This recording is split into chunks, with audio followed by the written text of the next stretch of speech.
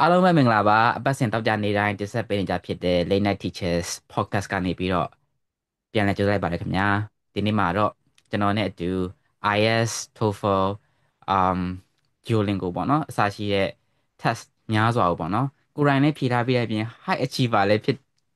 ထားတယ်ပေါ့နော်ဆရာကျော်စင်မြင့်သိန်းကိုကျွန်တော်ဖိတ်ခေါ်ထားပါတယ်ဆရာမင်္ဂလာပါဟုတ်ကဲ့မင်္ဂလာပါဆရာမင်္ဂလာပါတွေ့ခင်ဗျာရတာဝမ်းသာပါတယ်ဆရာ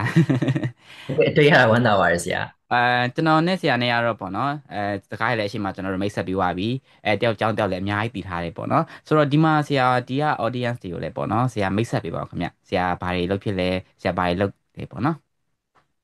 ်ဟုတ်ကဲ့ပထမဆုံးတော့မင်္ဂလာပါပေါ့နော်ဟုတ်ကဲ့ကျွန်တော်နာမည်ကတော့ကျော်စင်မြင့်သိန်းဖြစ်ပါတယ်ကျွန်တော်ရဲ့ဒီ industry မှာတော့ကျွန်တော်ကိုဆရာကျော်စင်မြင့်သိန်းအနေနဲ့ပဲသိကြတာပေါ့နော်ဆရာဆိုတော့ကျွန်တော်ကဒီအခုဆရာမိတ်ဆက်ပေးခဲ့သလိုပဲကျွန်တော်ရဲ့ဒီ professional link ကကြတော့ဒီ industry ရဲ့မှာကျွန်တော်ရဲ့အဓိကဒီတာဝန်ယူတဲ့အပိုင်းကကြတော့ test preparation ပေါ့နော်ဆရာ อื test ม preparation ဖြစ်တဲ့အတွက်ကျွန်တော်ကဒီ test တွေကို train ပေးတယ်ကျောင်းသားတွေကိုပေါ့နော်ဒီကလို့ test train ဖို့အတွက်လုံလောက်တဲ့အင်္ဂလိပ်စာ level မရှိသေးရင်လည်း general English class လေးကျွန်တော် run ပေးတာမျိုးလေးရှိပါတယ်ဆရာအဲ့ဒါပြီးတော့ကျွန်တော်ကဒါအချိန်တစ်ခုအတွင်းမှာကျွန်တော်ကအဲ့ဒီ test တွေကိုဘယ် test ဆိုရင်သူသွားခြင်းတဲ့ test လေးတွေပေါ့ဆရာ IELTS ဖြစ်စေ IELTS ဖြစ်စေဒါမှမဟုတ် TOEFL ဖြစ်စေဒါမှမဟုတ်လို့ရှိရင် Duolingo ပေါ့ဆရာအခုနောက်ပိုင်းနာမည်ကြီးလာတယ်ပေါ့နော်အဲ့ဒီ test တွေကိုကျွန်တော်အကြောင်းသားတွေကိုတခြားလေး train ပေးတဲ့အဲ train ပေးတဲ့အပိုင်းပေါ့နော်ဆရာအဲ့ဒီအပိုင်းကိုကျွန်တော်လုပ်ပါတယ်ခင်ဗျာဆိုတော့အဓိကတော့ကျွန်တော်ရဲ့ဒီခုနကျွန်တော် ELT မှာတော့ဒီဆရာမအများစုကကိုယ့်ရဲ့ level နဲ့ကိုယ့်ဟာလေးကိုရှိကြတာပေါ့နော်ဆရာအဲ့ဒီမှာကျွန်တော်ရဲ့ professional link ကတော့ test trainer လို့ကျွန်တော်ကိုယ်ခံယူပါတယ်ဆရာနောက်ကျွန်တော်ကဒီကျွန်တော်ရဲ့ဒီ professional ဟိုဘိုင်းကကျတော့ကျွန်တော်ကဒီ DSO ပေါ့နော် DSO နဲ့ Celja ပေါ့ဆရာ Cambridge Celja လည်းပြီးထားတာဖြစ်တဲ့အတွက်ကျွန်တော်ကဒါကတော့ဒီ teaching နဲ့ပတ်သက်တဲ့ဒါကျွန်တော်ရဲ့အပိုင်းလေးပေါ့နော်ဆရာอืဒါပေမဲ့အရင်มတော့ကျွန်တော်အချိန်လေးလည်းရခဲ့တော့ကျွန်တော် teacher trainer လေးလည်းလုပ်ပါတယ်ဆရာအဓိကတော့ခုနလိုပဲဆရာမတွေကိုဒါအင်္ဂလိပ်စာနဲ့ပတ်သက်ပြီးတော့တိုးတက်အောင်ပေါ့ဆရာ speaking class လေးတွေတို့နောက်ပြီးတော့ teacher training တချို့ပေါ့နော်ဆရာ IPA တန်းလေးတွေပေါ့ International อืม Financial Effort how Effort to ပေါ့ teach IP လိုအဲ့ဒါလေးမျိုးဖြစ်မယ်နော်ဟုတ်တယ်ဟုတ်ဟုတ်ကဲ့ဆရာကဲ့ဟုတ်ကဲ့ဟုတ်ကဲ့အဲ့ဒီလည်းကျွန်တော်တို့အများကြီးလုပ်ခဲ့ပူပါတယ်ဆရာဟုတ်ကဲ့ပါခင်ဗျာဟုတ် um ဆရာပြောရတဲ့မှာအဓိကကတော့ကျွန်တော်ကြာ test preparation ကအများကြီးပါတယ်ပေါ့နော်ဆိုတော့ဆရာ general English ကိုဆရာသင်ပြလာရင်ဟုတ်ကဲ့တင်ဖြစ်ပါတယ်ဆရာဒါပေမဲ့ general English ကကျတော့ကျွန်တော်ကဆရာဘယ်လိုပြောရမလဲကျောင်းသားပေါ်နဲ့အခြေအနေပေါ်မူတည်တာပေါ့နော်ဆရာဟိုပုံမှန်လေးပြောရရင်ဆရာကျွန်တော်စခဲ့တာ general English instructor အနေနဲ့ကျွန်တော်စခဲ့တာอ๋อဒီ ELT field ကိုစတာကျွန်တော် elementary level လေးကျွန်တော်သင်တယ်ဆရာ โอเค A1 ပေါ့ဆရာနောက်ပြီးတော့ อืม A2 ပေါ့ ဘယ်pre ချက်လောက်ကဖြစ်မ intermediate လဲဆရာ ဟုတ်ကျွန်တော်လေးဆရာစတင်ခဲ့တဲ့အချိန်ကကျွန်တော်က2000နဲ့19လောက်18ပေါ့နော်อ๋อ ဆရာဒါပေမဲ့ကျွန်တော် teaching စခဲ့တာ2019 18မဟုတ်ဘူးอืมอืมကျွန်တော်စခဲ့တာ2016ခတည်းကပေါ့နော်ဆရာอืมอืม2016တည်းကကျွန်တော်စတင်တယ်ဒါပေမဲ့2016မှာကျွန်တော်စခဲ့တာကျတော့ဒီဟို ELT ဆိုပြီးတော့ဒီ English မဟုတ်ဘဲနဲ့ကျွန်တော်10တန်း9တန်း guide အနေနဲ့စခဲ့တာပေါ့ဆရာအဲ့တော့ကျွန်တော်10တန်း9တန်းကို guide တင်တယ်တချို့ကျောင်းသားတွေဆိုလည်းကျွန်တော် main teacher အနေနဲ့ကျွန်တော်ယူပြီးတော့တင်တယ်ပေါ့နော်ဆရာအဲ့ဒါနဲ့စတယ်စာရင်းနဲ့ကျွန်တော်19 18လောက်ကျတော့ကျွန်တော်ကဟိုနည်းနည်းလေးပွင့်နေပြန်ပြင်းလာတယ်ပေါ့ဆရာ9တန်း10တန်းတင်ရအောင်ပြင်းလာကျွန်တော်အဲ့နည်းနည်းလေးစမ်းကျင်တယ်ပေါ့အသစ်စမ်းလေးလုပ်မယ်ဆိုတော့ ਨੇ ဆက်စမိုက်လည်းလက်တွဲခေါ်တာလည်းပါတဲ့အတွက်ပေါ့နော်ဆရာကျွန်တော်ဒီ EAT field ရောက်ပါတယ် General English ကိုကျွန်တော်အဓိကထားပြီးသင်တယ်ပေါ့ဆရာအဲ့ဒါလေးကနေပြီးမှအဲ့လိုဆက်တင်သွားရင်းနဲ့ကျွန်တော်တို့ဒီ2022လောက်ကစပြီးတော့ကျွန်တော်က test trainer အဖြစ်ကိုကူးသွားတာပေါ့နော်ဆရာအဲ့တော့ဆရာကမေးရမေးခွန်းပြန် General English ကိုသင်လားဆိုတော့တင်တယ်ပေါ့ဆရာဘာလို့ကျွန်တော်အဲ့ဒါနဲ့စခဲ့တာအောင်နော်ကျွန်တော်ရဲ့ဒီ starting point အဲ့ဒါကျွန်တော်ကြောင့်ဘယ်တော့မှလေကို test trainer ဖြစ်ပေမဲ့ဘယ်တော့မှကျွန်တော်အဲ့လို generalist ကြောင်လာမင်းကျွန်တော်မတင်ပါဘူးလို့မသိပါဘူးကျွန်တော်မပြောတတ်ဘူးဘာလို့ဆိုတော့သူကကျွန်တော်ရဲ့လက်ဦးဆရာလိုပဲ generalist ကပဲကျွန်တော်စခဲ့တာဟုတ်ဆရာအဲ့တော့ generalist နဲ့ကျွန်တော်စတဲ့ level အနေတန်းလေးတင်တယ်အဲ့ဒါနဲ့မှဖြည်းဖြည်းချင်းနဲ့ test တွေဖြည့်နောက်ပိုင်းမှာ test trainer ဖြစ်နေအခုချိန်မှာကျွန်တော်ရက်တည်တာပေါ့နော်ဆရာဟုတ်အဲ့လိုပါခင်ဗျာကျွန်တော်ကြားတော့ဒါဆရာလည်းဆက်ပြတ်တီချင်းဘက်ကိုဆရာရောက်ခဲ့သေးရနော်ကိုရန်ဆယ်တဲ့ဘက်တွေဆရာသင်ပြတယ်ပြီးတော့မှဟုတ်ဒီဟိုဘက်ပေါ့နော် language teaching ဘက်ကိုရောက်လာတယ်ဆိုတာပေါ့နော်ဟုတ်ကဲ့ပါဆရာအဲဆရာမှဟုတ်လည်းကဲ့ဆရာပေါ့နော်ဒီ vivid memories ပေါ့နော်အဲ့တော့အမှတ်ရဆရာအခိုက်အတန့်တွေအများကြီးရှိမယ်လို့ကျွန်တော်မျှော်လင့်နေဆရာအပုံမှန် mini ကြပေါ့နော်ဒီမှာ guest speaker တွေဆိုဆရာလည်းတစ်ချက်လောက်ဆရာပြောပြပေးပါဦးနော်ဟုတ်ကျွန်တော်လေးဒါလေးကိုပြပြချင်တာပေါ့နော်ဒါလေးကနည်းနည်းလေးကျွန်တော်အတွက်အခုထက်ထိဟို special ဖြစ်တယ်လို့ကျွန်တော်ခံယူရပေါ့နော်ကျွန်တော်နှလုံးသားထဲမှာ instructor တယောက်အနေနဲ့အဲ့ဒါဘာလဲဆိုတော့ကျွန်တော်ရဲ့ဒီ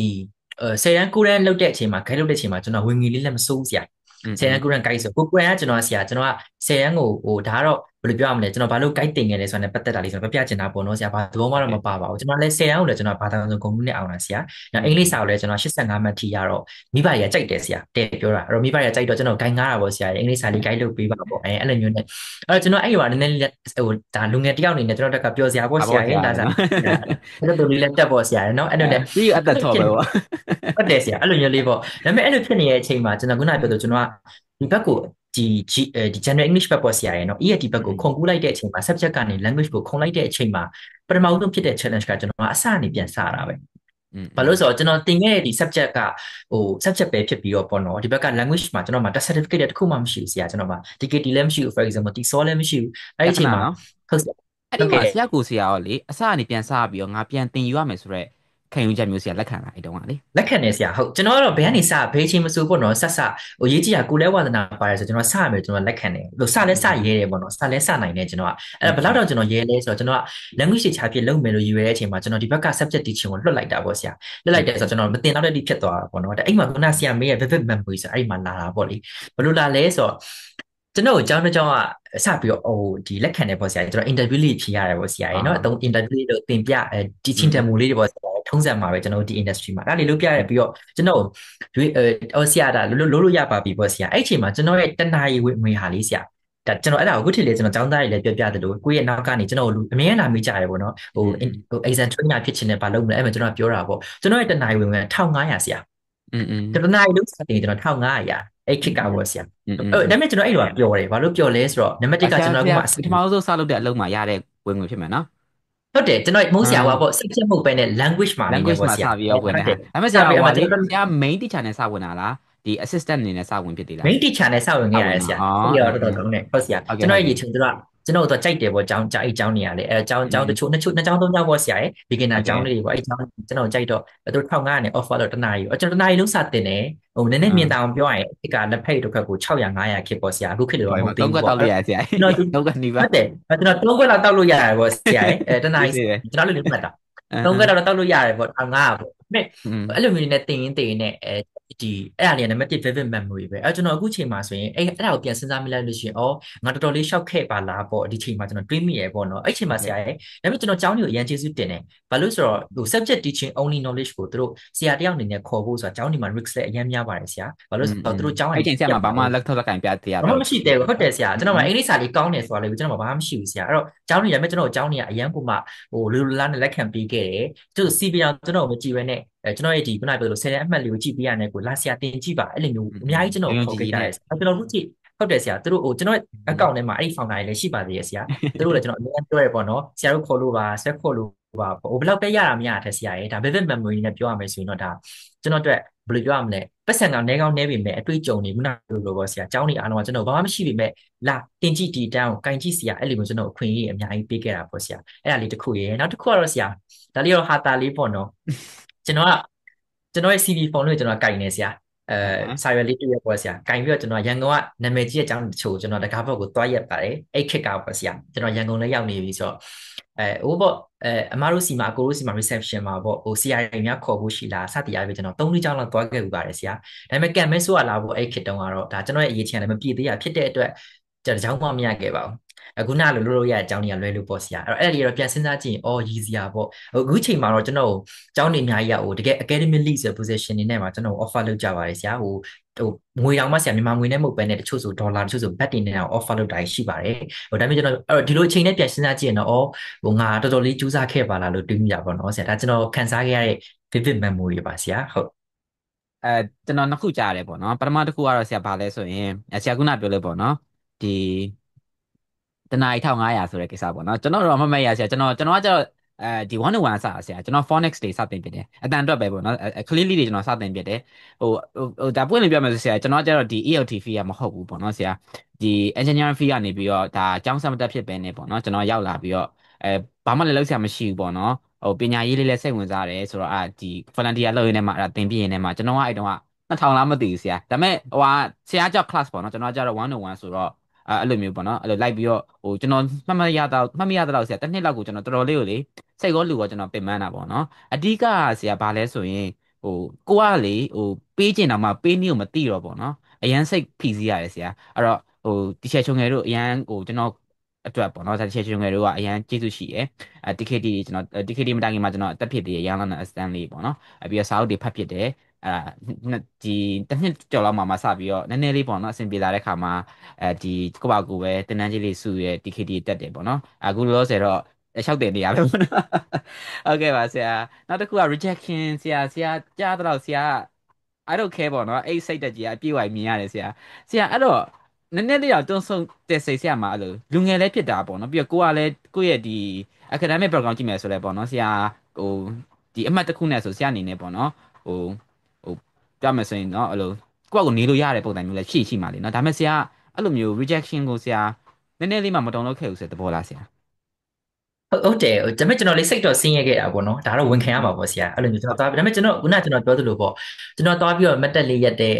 ဆရာများလူအောင်မနာပေါ့ကျွန်တော်သွားတယ်ဆရာဘက်ကရင်ကျွန်တော်အဲ့တော့လည်းသွားတာเนาะကျွန်တော်ဘက်ကအရင်သွားတာ offer လုပ်ကြည့်ရပါဗျာကျွန်တော်များဟိုလက်ခံမလားပေါ့ဆရာကြီးကျွန်တော်အဲ့ဒီမှာနာမည်လည်းမရသေးရဲ့ဆရာဒါပေမဲ့ကျွန်တော်ဆရာကပြောသလိုပေါ့ကျွန်တော် subject teacher အနေနဲ့နေမယ်ဆိုရင် income အရရောဟိုဟာဒီခုနပြောသလိုဟိုဟာဒီဒီပဲဖြစ်တယ်ပညာရရောရေးစေးနေလို့ရတယ်ဆရာဒါပေမဲ့ကျွန်တော်ကဒီ language ဘက်ကိုကူးမှဖြစ်တဲ့အတွက်ဘာမှလည်းမရှိသေးရဘက်ကိုကျွန်တော်သိတဲ့အတွက်အဲ့လိုလေးစခဲ့ရတာပေါ့နော်ဆရာဆိုတော့ဆရာမင်းရဲ့မိကွန်းဖြစ်ရရင် rejection ကိုဘာဖြစ်လဲဆိုတော့ကျွန်တော်ကတော့ခုနပြောခဲ့သလိုပေါ့နော်ငါစတာဖြစ်တဲ့အတွက်ငါ့ကိုဒီလိုညင်းမဲ့ဆိုတော့ကျွန်တော်မှန်ထားပြီးသားဆရာဒါပေမဲ့ကျွန်တော်စူးစမ်းကြည့်လဲမမအောင်လို့ယူဆရဆရာတွေမှာပါတယ်ဆရာအဲ့တော့စူးစမ်းကြည့်မယ်မရလည်းဘာဖြစ်လဲပေါ့ဟိုရှက်တာကြောက်တာရောလူတိုင်းမှာတော့ရှိမှာပဲလို့ဆရာကျွန်တော်ထင်တယ်ပေါ့နော်သ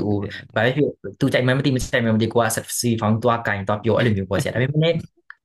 အခုပြန်စဉ်းစားကြည့်ရင်တော့ဒါပေမဲ့ကျွန်တော်တခုစဉ်းစားကြည့်မိရပါကျွန်တော်ငယ်လို့လည်းဖြစ်မယ်ဆရာငယ်တော့နည်းနည်းလေးပို့ပြီးတော့လွတ်လပ်လပ်ဖြစ်တယ်လို့ကျွန်တော်ထင်တယ်ပေါ့နော်ဆရာပြီးလာရင်တော့ဟိုအဲ့ဒီပိုင်းကိုနည်းနည်းလေးတွေးညာရှက်မလားလို့ကျွန်တော်တွေးပါတယ်ဆရာဒါပေမဲ့ကျွန်တော်အဲ့နည်းနည်းလေးငယ်နေရဖြစ်တဲ့အတွက်ကျွန်တော်လှုပ်ချင်တာလှုပ်နိုင်ခဲ့တယ်လှုပ်လဲလှုပ်ရဲခဲ့တယ်ပေါ့နော်ဆရာဒါပေမဲ့အဲ့အတွက်ကိုအဲ့နေ့ကျွန်တော်အခုထိမှတ်မိတော့မှာပဲဒီနေ့ဒီချိန်ထိလေဝမ်းလဲတာတယ်လှုပ်လဲလှုပ်ခဲ့ရတဲ့အတွက်ပေါ့နော်ဆရာဟုတ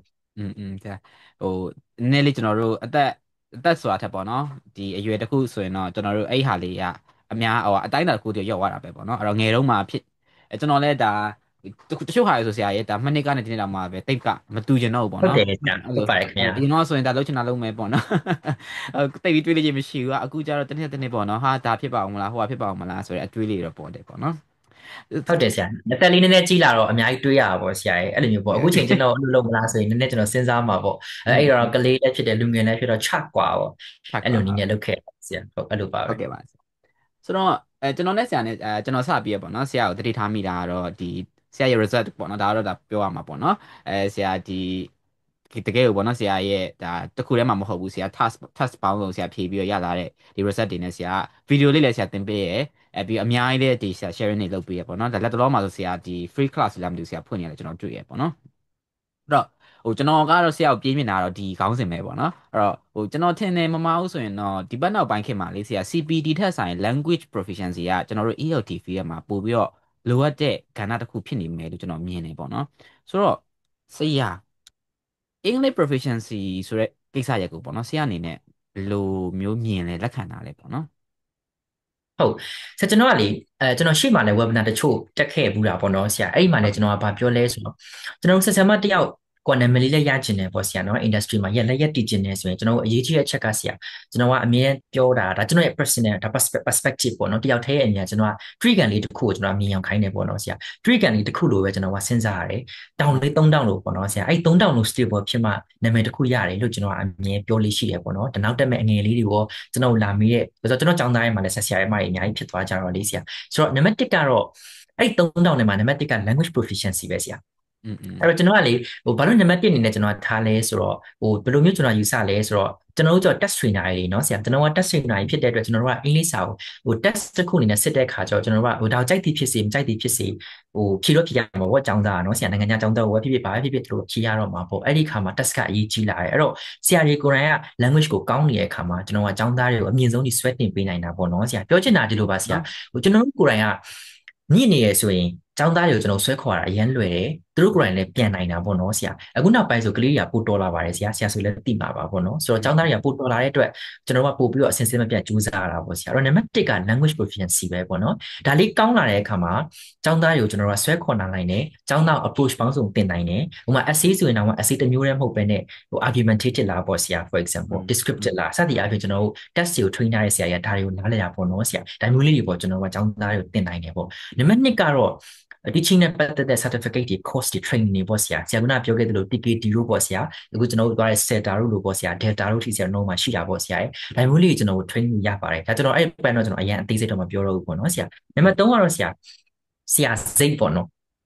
attitude ပေါ့ဆရာဒါပါပဲဟိုဆရာစိတ်ကလည်းမရှိလို့မရဘူးလေနော်ကျွန်တော်တို့အဲ့တော့ဆရာတယောက်ဖြစ်ပြီးဆိုရင်ကိုကျောင်းသားကိုဘယ်လောက်ထိ support မှာလဲဒီတိုင်းထဲမှာပဲ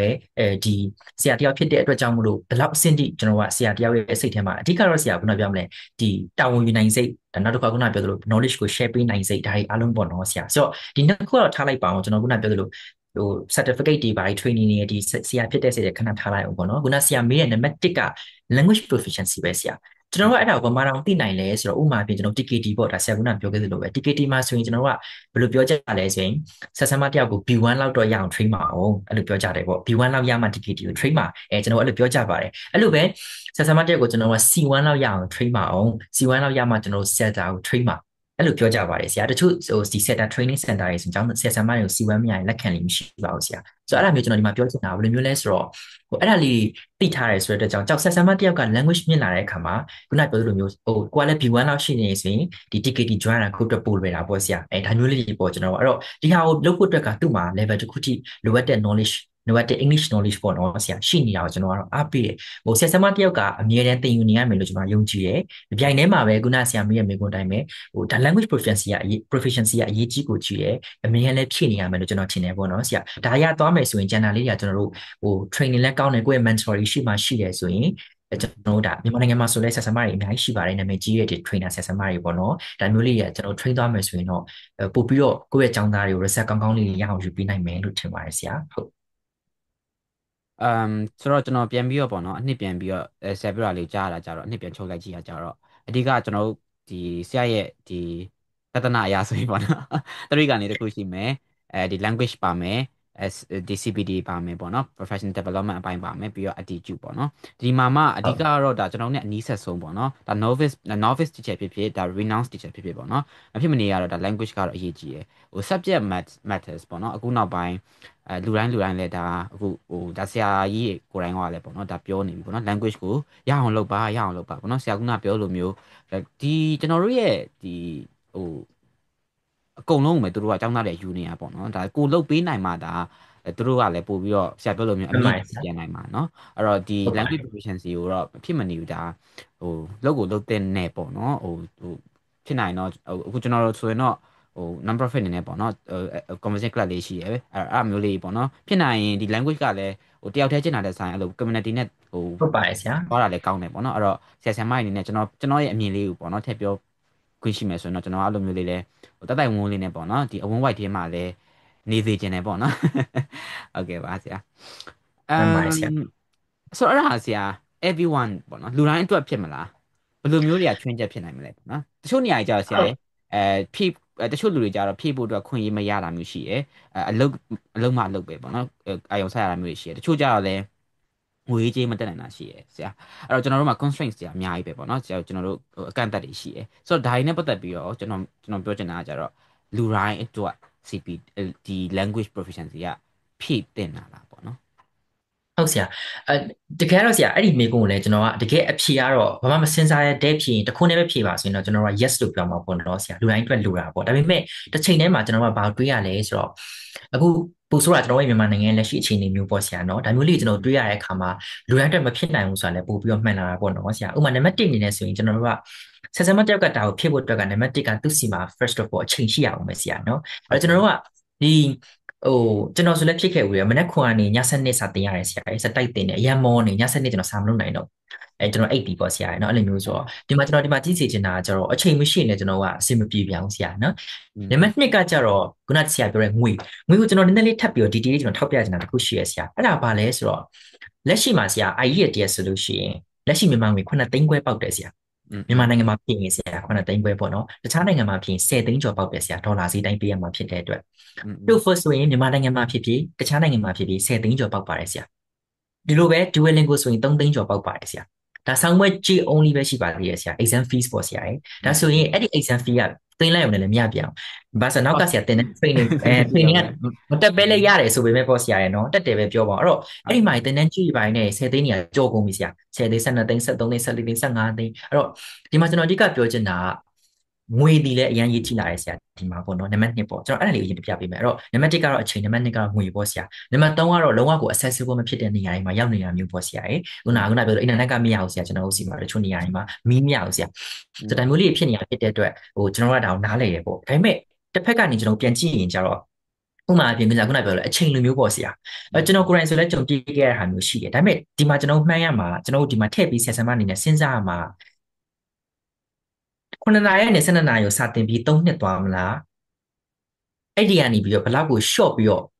နောက်2နှစ်မှာဒီထက်ပိုကောင်းတဲ့ career ကိုတက်မလားပေါ့ဆရာဒီမေးခွန်းကဆက်ဆံမကိုယ်မေးရမယ်လို့ကျွန်တော်ထင်တယ်ဒါကျွန်တော်ရဲ့အလုံးမဟုတ်တော့ဘူးပေါ့ဆရာဥပမာခုနကျွန်တော်ပြောသလိုမျိုးဆရာကျမတော့ကျွန်တော်လာပြောရတဲ့လူရှိပါတယ်ဆရာကျမတော့အချိန်မရှိလို့ဒီနေ့လုံးစတင်ရလို့စာမလုပ်နိုင်ဘူး test တွေမဖြေတော့ဘူးဒါမျိုးဆိုရင်ကျွန်တော်ကတော့ဘယ်လိုလေးပြောလဲဆိုတစ်ချက်ကျွန်တော်ပြောတာပေါ့နော်ဒီပုံစံနဲ့ဒီပုံစံနဲ့တွားလို့ရတယ်တစ်ချက်အဆင်ပြေတယ်ဒါပေမဲ့3နှစ်ကိုဒီတိုင်း3-4နှစ်ဒီတိုင်းဆက်သွားမလားဒါမှမဟုတ်ပဲနဲ့အချိန်လေးနည်းနည်းဖဲ့ပြီးတော့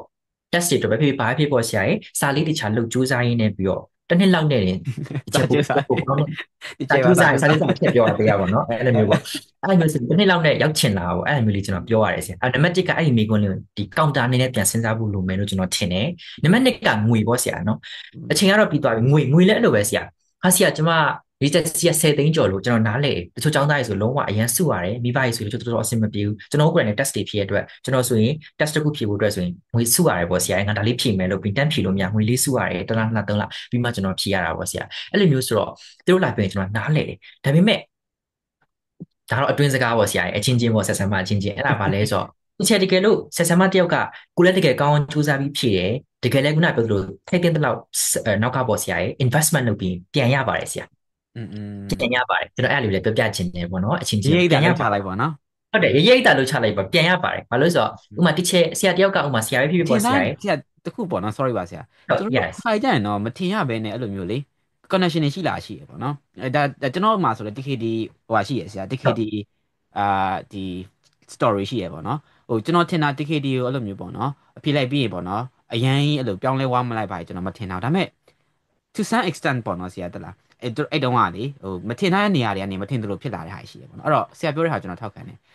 ရဲဟုတ်ရဲတာကဲ့ဟုတ်ပါတယ်တချို့ဟာဟုတ်ပါတယ်ဆရာအဲ့လိုမျိုးကျွန်တော်ကအဲ့လိုဆရာဆရာမတွေပြောလို့ရှိပါတယ်ကျွန်တော်ပြောတယ်ရေးတာချပါဆရာကျောင်းသားပြောဆရာကျွန်မ15သိန်းလောက်ကုန်မယ်ဆရာဒါလောက်ဖြေဖို့ကျွန်မစုရမယ်โอเคနားလေတယ်ကျွန်တော်စုရမယ်ကျွန်တော်ဘာလို့ဒါပေမဲ့အဲ့ဒီ15သိန်းအတွက်ထိုက်တန်တဲ့ဟာပြင်ရပါတယ်ဆရာငွေမမဟုတ်ပါဘူးခုနဆရာပြောခဲ့သလိုပဲစက်ကိုဖြစ်စေဥမာဆရာက IELTS test တစ်ခုရှိရဆိုရင်အဲ့ဒီ test ရှိတဲ့ community တွေဝင်ရလွယ်သွားပါတယ်ဆရာအဲ့ဒါမျိုးလေးတွေပေါ့ဆရာဟုတ်တယ်နော်ဆရာအဲ့လိုမျိုးလေးဖိတ်ကြတယ်အခုလိုမျိုးပေါ့ဆရာနော် invitation လေးလုပ်ကြတယ် speaker လေးဖွဲ့ network ကလည်းကျဲလာပါတယ်ဆရာအဲ့ဒါမို့ကျွန်တော်ပြောတယ်ပေါ့နော်ចောင်းသားတွေရောဆက်ဆံမတွေရောဟိုဖြည့်တဲ့ဟာကိုဘယ်လိုပြောရမလဲငါပတ်စံကုန်သွားမယ်လို့ဆိုပြီးကျွန်တော်မတွေးစီချင်ဘူးပေါ့ဆရာဘာလို့ဆိုတော့ပြန်ရမယ့်အကျိုးကျေးဇူးကတကယ်ကိုရှိပါတယ်ဆရာအဲ့တော့ပြောချင်တာကတော့အရင်ကြီးလဲ motivate ဖြစ်ပေါ့နော်ဆရာဟုတ်တယ် motivate ချက်ပေါ့နော်ဆရာအရင်လည်းစိတ်ထဲမထားပါနဲ့ရအောင်ရေးနိုင်နေဆိုရင်ရင်းပေးပါအကျိုးကျေးဇူးကတကယ်ကိုများပါတယ်ကျွန်တော်ရဲ့အတိအမဆရာမတယောက်ပေါ့နော်သူတင်ထားတဲ့ post လေးဆိုရင်လည်းဒါကျွန်တော်တို့ sharing ပေါ့လေဆရာသူကဒီ IELTS ဖြည့်ပြီးသွားတဲ့အချိန်မှာသူကအရင်တော့လည်း IELTS ကို training လေးပေးပါတယ်ဆရာဒါပေမဲ့သူဖြည့်ပြီးသွားတဲ့အခါမှာသူဘယ်လိုလေး post တင်ထားလဲဆိုတော့သူဒီ ကူးနေမယ်နော်ဟုတ်တယ်စင်မော်ဖြည့်မှာရက်ပြီးတော့ဒီ IELTS ကိုအဲ့ဒီနေ့ဖြည့်ပြီးတဲ့နောက်တစ်ပတ်မှာသူကလူမတူရဲ့နောက်တစ်ယောက်အနေနဲ့ပြောင်းလဲသွားသလိုပဲတဲ့ဆရာဘာလို့လဲဆိုတော့သူဒီပို့ပြီးတော့ confidence ရှိသွားတယ်ဒီ test နဲ့ပတ်သက်ပြီးတော့ចောင်းသားတွေကိုပေါ့နော်ပို့ပြီးတော့ဒီចောင်းသားတွေကိုရဲရင်ပို့ပြီးတော့အမှားမှန်တွေပြောလာနိုင်တယ်ပေါ့ဆရာအဲ့ဒါမျိုးလေးကျွန်တော်ပြောချင်တာပါဟိုကိုမထင်ထားတဲ့နေရာကနေပြီးတော့ဆရာကပြောခဲ့သလိုပဲ connection စီဖြစ်တဲ့တခြားသောနေရာလေးဖြစ်စေပေါ့နော်ဆရာငွေအားဖြင့်ဖြစ်စေ income များဖြစ်စေဒါမျိုးလေးကောင်းတာလေးရှိနိုင်ပါတယ်ဆရာဟုတ်အဲ့လိုမျိုးလေးအဲ့တတော့ကယ်လေဆရာအရှိဟုတ် sorry နော်ဆရာအရှိရဆရာပြောရတယ်တကယ်ကိုချိတ်ဆက်တယ်ပေါ့နော်အဲ့ဒါ risk ဟိုကျွန်တော်တို့ဒါမြန်မာလူကထားလိုက်ပါပေါ့နော်ဆရာ English မှာဆိုတာ risk ဆိုတဲ့ဟာမျိုးကိုဟိုယူတဲ့လူတွေပေါ့နော် risk taker တွေကအခုနောက်ပိုင်းမှာကျွန်တော်တို့ဟိုလက်ခံခြင်းလက်ခံမခံပေါ့နော်အဲ့လိုနည်းနည်းလေးပို့ပြီးတော့ဟိုရှေ့ရောက်တယ်လို့ဖြစ်နေတယ်ပေါ့နော်အဲ့ဒါအဲ့လိုမျိုးဟိုလုံးဆရာရှိရင်လုံးလိုက်တဲ့လူကကြတော့ဆရာကျွန်တော်ဆိုရင်တော့ပေါ့နော်အဲ့ထဲမှာလည်းပါတယ်ဆရာဟိုပြီးမှပြန်လန်းလောက်တာပေါ့နော်ဟိုဒါတခုဆရာကပြောတာပြန်ချိတ်ဆက်ရမယ်ဆိုရင်ငယ်နေတုန်းလည်းဖြစ်နိုင်တယ်ပေါ့နော်ငယ်တော့တိတ်ပြီးတော့မတွေးသေးဘူး learn it by doing ပေါ့နော်ကျွန်တော်ဆရာကြီးဆရာတို့ပြောသလိုမျိုးပေါ့နော်အလုပ်ဖြစ်တယ်ပေါ့နော်အဲ့တော့ဟိုတကယ်ဟိုမထင်မှတ်ထားတဲ့နေရာကနေပြီးတော့ပေါ့နော်ဟိုလုံးကြည့်လိုက်ရင်ဟိုဖြစ်လာတဲ့ဟာရှိတယ်ပေါ့နော်အဲ့တော့ဆရာပြေဝထောက်ခံပါတယ် ဟုတ်တယ်ဆရာအခုကျွန်တော်တို့လည်းပြောဆရာပြောလို့ဒါတော့ test မှမဟုတ်ဘူးပေါ့နော်ဆရာပြောတဲ့ TKT တို့sector တို့အစားပေါ့ဆရာ TSO တို့အစားအရင်အကျိုးများပါတယ်ဆရာဟိုဟုတ်တယ်ဟုတ်တယ်ဒါကြောင့်မို့လို့ကျွန်တော်ကចောင်းသားတွေကိုဆက်ဆံမပေါ့အဓိကတော့လေနော်ပြောပါတယ်အမြဲတမ်းငွေကုန်မှာတော့မတွေးပါနဲ့ကျွန်တော်ဥမာဟိုကျွေးစစ်သမားတွေဆိုရှိတယ်ပေါ့နော်ဆရာဒီ10သိန်းလေးကိုဘာလုပ်ချင်တာပေါ့ထားပါတော့အဲ့မှာကျွန်တော်ပြောရင်ရင်းလိုက်ပါ test ချေကိုကျွန်တော်ဒါမှမဟုတ် ticket တည်းရင်းလိုက်ပါကျွန်တော်အဲ့လိုပြောတယ်ပေါ့နော်ဟိုဘာဖြစ်ပြန်ရမှာပဲဆရာရဲ့အဲ့တော့ဒါကြောင့်မို့ပေါ့ဟိုရုပ်တရက်ကြီးကြည့်ရင်တော့ဟာဆရာသုံးခိုင်းနေထင်ပါပေါ့ဒါပေမဲ့မဟုတ်ဘူးကျွန်တော်ကပြောသလိုမျိုးကျွန်တော်ကိုယ်တိုင်ကြုံခဲ့တဲ့ experience တွေရကျွန်တော်ကိုယ်တိုင် test တွေဖြေခဲ့ဒီ certificate တွေလုပ်ခဲ့ရပြီဆိုတော့ဘာတွေ့ရလဲဆိုအရင်ပြန်တန်တာအောင်တွေ့ရပါတယ်ဆရာဒါကြောင့်မို့လို့လုပ်စီချင်တာပေါ့နော်ဟုတ်ကဲ့စက်တာပြန်နေပြီပေါ့နော်လေပေါ်ပါပြီပဲဖြစ်တယ်ပြောပါပြန်နေပြီဆရာအဲ့ဒါလေးပြောတာဒါ concrete example ပေါ့နော်ဒါ IS ကားနဲ့ပြောမယ်ဆိုရင်ပေါ့နော်ကျွန်တော်ဆိုရင်ဆရာ TKD CAIS ဆိုတဲ့ module လေးတစ်ခုဆရာမျိုးညွန့်ပေါ့နော်ဆရာမျိုးညွန့်ပေါ့ကျွန်တော်ရဲ့ဒါလက်ဦးဆရာ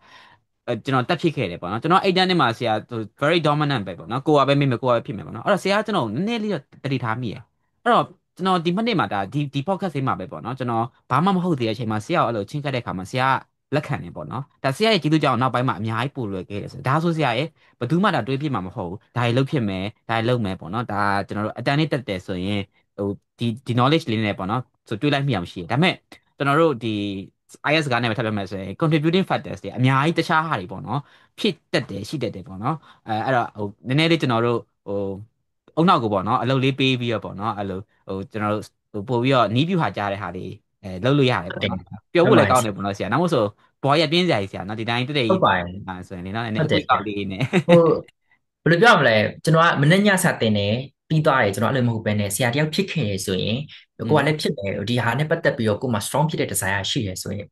စာတင်နေရမဟုတ်ပဲねကျောင်းသားလေးတစ်ဖက်ပြန်လှုပ်ကြည့်ပြီးတော့ကို challenge လုပ်ကြည့်ပါလို့ကျွန်တော်ပြောချင်တယ်အဲ့ဒါမျိုးလေးတွေပေါ့ဆရာအဲ့ဒါဆိုရင်တော့ဟုတ်ပါပေါ့ကိုယ်တိုင်မြဲတိုးတက်နေမှာပါဟုတ်ဟုတ်တယ်ဟုတ်တယ်ကိုဟိုကိုယ်တိုင်လည်းပေါ့နော်ကိုကိုပြန်ပြီးဟိုဟာဖြောပြနေရမယ့်သဘောရှိရဆရာနော်ဟုတ်တယ်ဆရာမှန်အခုခုပါတယ်ခင်ဗျာကျွန်တော်တို့မှာဟုတ်ရင်ဒါတွေပဲလုပ်နေရလေဟုတ်နော်ဆရာတယ်မဟုတ်ရင်အဆင်မပြေဘူးဟုတ်ပါတယ်ဆရာမှန်ပါတယ်အဲ့တော့ဒါနဲ့ပတ်သက်ရင်တော့ခုနကပြောသလိုပေါ့ဆရာကျွန်တော်ကလေဒီ industry မှာနှစ်ကလည်းကြာလာရယ်နောက်ခုနကပြောသလိုမျိုးပေါ့နော်generation ကိုတင်တဲ့အခါမှာတချို့ level မှာကျွန်တော် course book တွေနဲ့တင်တယ်ပေါ့ဆရာလက်ရှိပေါက်နေဥမာထားပါတော့ speak out ပေါ့ဆရာတင်တယ်ကျွန်တော်ကကျောင်းတစ်ကျောင်းတစ်ကျောင်းတစ်ကျောင်းတစ်ကျောင်းတင်ဒီ level ပဲတင်ကျွန်တော်အဲ့ course book ကိုစာအုပ်ကအလုပ်ကရသွားအောင်ကျွန်တော်ပြင်းလာဆိုတော့ဒီ course book ကကျွန်တော်တင်တော့ဒါတင်နေရလေဆရာအဲ့တော့ဘာလုပ်ရလဲဆိုတော့ကျွန်တော်တို့တော့မှ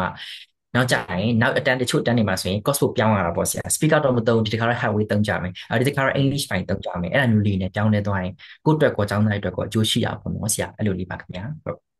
်ဆိုတော့ကျွန်တော်တို့ဒါတော်တော်များများပေါ့နော်ဒါဆရာဆရာမတွေလူတိုင်းနီးပါးဖြစ်နိုင်ရဲ့ဆိုရင်ပေါ့နော်အခြေအနေအကျိုးဟုတ်တယ်ပြည့်ရဆိုရင်တော့ test တွေကိုဖြည့်တင်တယ်ပေါ့နော်ဟုတ်ပြီဆရာဖြည့်တဲ့စင်တော့ရောက်ပါပြီဆရာဒါပေမဲ့ကျွန်တော်တို့ဖြည့်ပုံဖြည့်နည်းပေါ့နော်ဘယ်လိုချင်းကပ်မဟုတ်လဲဆိုတဲ့ဟာကြီးဆိုတော့CI မှာပေါ့နော်အရန်ကိုဒါကွဲပြားတဲ့ experience မျိုးစုံဆရာမှာရှိရပေါ့နော်အဲ့တော့ဆရာရဲ့အမြင်မှာဆိုရင်ရောပေါ့နော်ဘယ်လိုမျိုးဒီပေါ့နော်ဆရာမအတွက်တီးတန်းပေါ့နော် EAT ဒီအတွက်ဆိုရင်ဘာလေးပြင်ဆင်တင်လဲပေါ့နော်ဆရာဟုတ်ဆရာဒီလိုပါလေနံပါတ်1ကဆရာကျွန်တော်တို့ကလေအမ်ကိုယ့်ရဲ့အင်္ဂလိပ်စာ level ပေါ့ဆရာအဲ့ဒါနံပါတ်1ပဲဘယ် test ကိုမဆိုကျွန်တော်တို့ TOEFL ဖြေမယ်ကျွန်တော်တို့ဘယ်ဟာဖြေ IELTS ဖြေ no problem ရတယ်ကျွန်တော်တို့ဖြေချင်တာဖြေလို့ရတယ်ဒါပေမဲ့အရေးကြီးဆုံးက English level ပါဆရာอืဆိုတော့มနံပါတ်1အနေနဲ့ကျွန်တော်တို့ဆက်ဆံမဖြစ်စီကျောင်းသူကျောင်းသားဖြစ်စီဒီမှာတော့ဆက်ဆံမတွေပေါ့နော်ဆရာအဓိကနံပါတ်1ကကျွန်တော်ကကိုယ့်ရဲ့အင်္ဂလိပ်စာ level ကိုသိဖို့ဖြစ်ပါတယ်ကိုက intermediate လားဒါမျိုးပေါ့ကိုက upper intermediate လားကိုက advanced level လားဒါမျိုးလေးဒီချက်ဆရာတို့သိပြီကျွန်တော်တို့သိလာပြီဆိုရင် general approach ကလွယ်သွားပါတယ်ဆရာကျွန်တော်တို့စီမှာ free စစ်လို့ရတဲ့ application တွေ website တွေရှိပါတယ်ဆရာဒါနဲ့ကျွန်တော်တို့စစ်ကြည့်လို့ရတယ်အဲ့လိုမလုပ်ချင်ဘူးဆိုရင် AC တို့ BC တို့မှာရန်ကုန်မှာရှိရလို့ဆိုတော့သွားလို့ရတယ်ဒါမျိုးလေးနဲ့ဆရာတို့စစ်လို့ရပါတယ်ဆရာ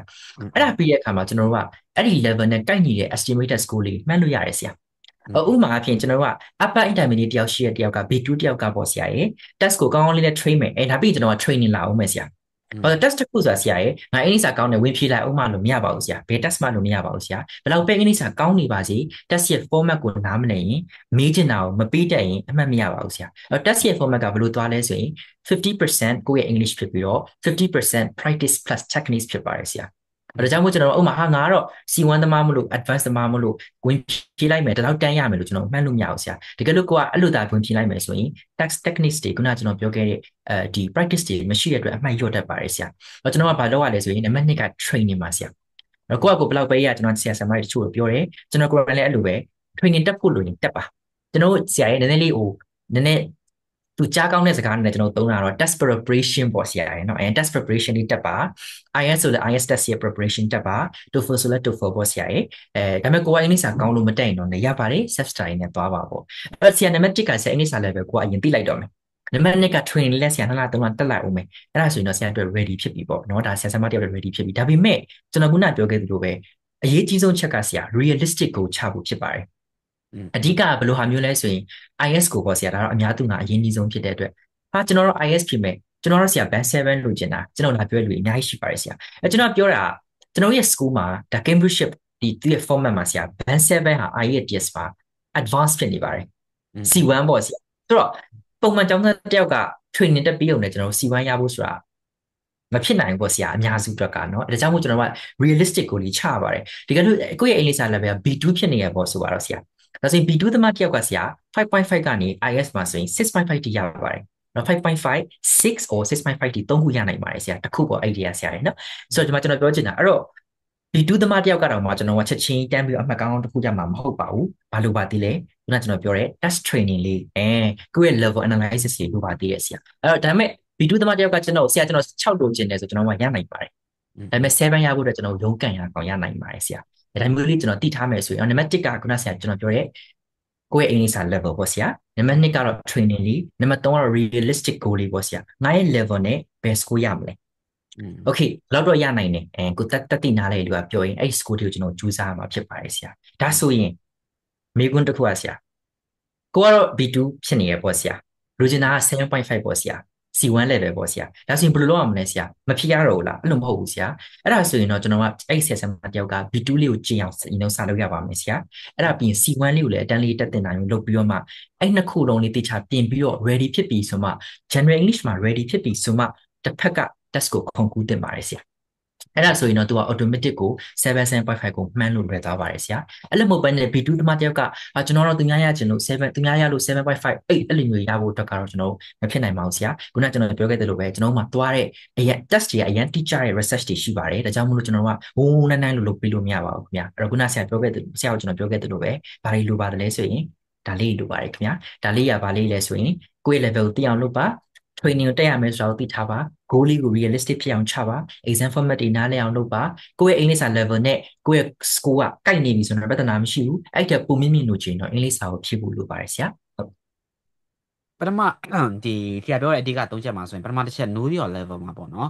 ်တချို့ကြတော့ဆရာရဲ့ကိုယ့်ရဲ့ဒီ level ကိုပေါ့နော်တချို့ကြတော့လက်မခံတာမျိုးလဲလက်မခံချင်တာမျိုးလည်းရှိရပေါ့နော်ကိုကဒီ level ဖြစ်တယ်ဆိုတဲ့ဟာမျိုးအဲ့တော့ကောင်းဆုံးကတော့ကျွန်တော်တို့အဲ့လိုကိုကကိုယ့်ရဲ့ဒီရှိရဲ့ level မှာစပြီးတော့ practice ဒီများများလေ့ကျင့်တာတော့အကောင်းဆုံးပဲပေါ့နော်အဲ့ဒီကနေမှတစ်ဆင့်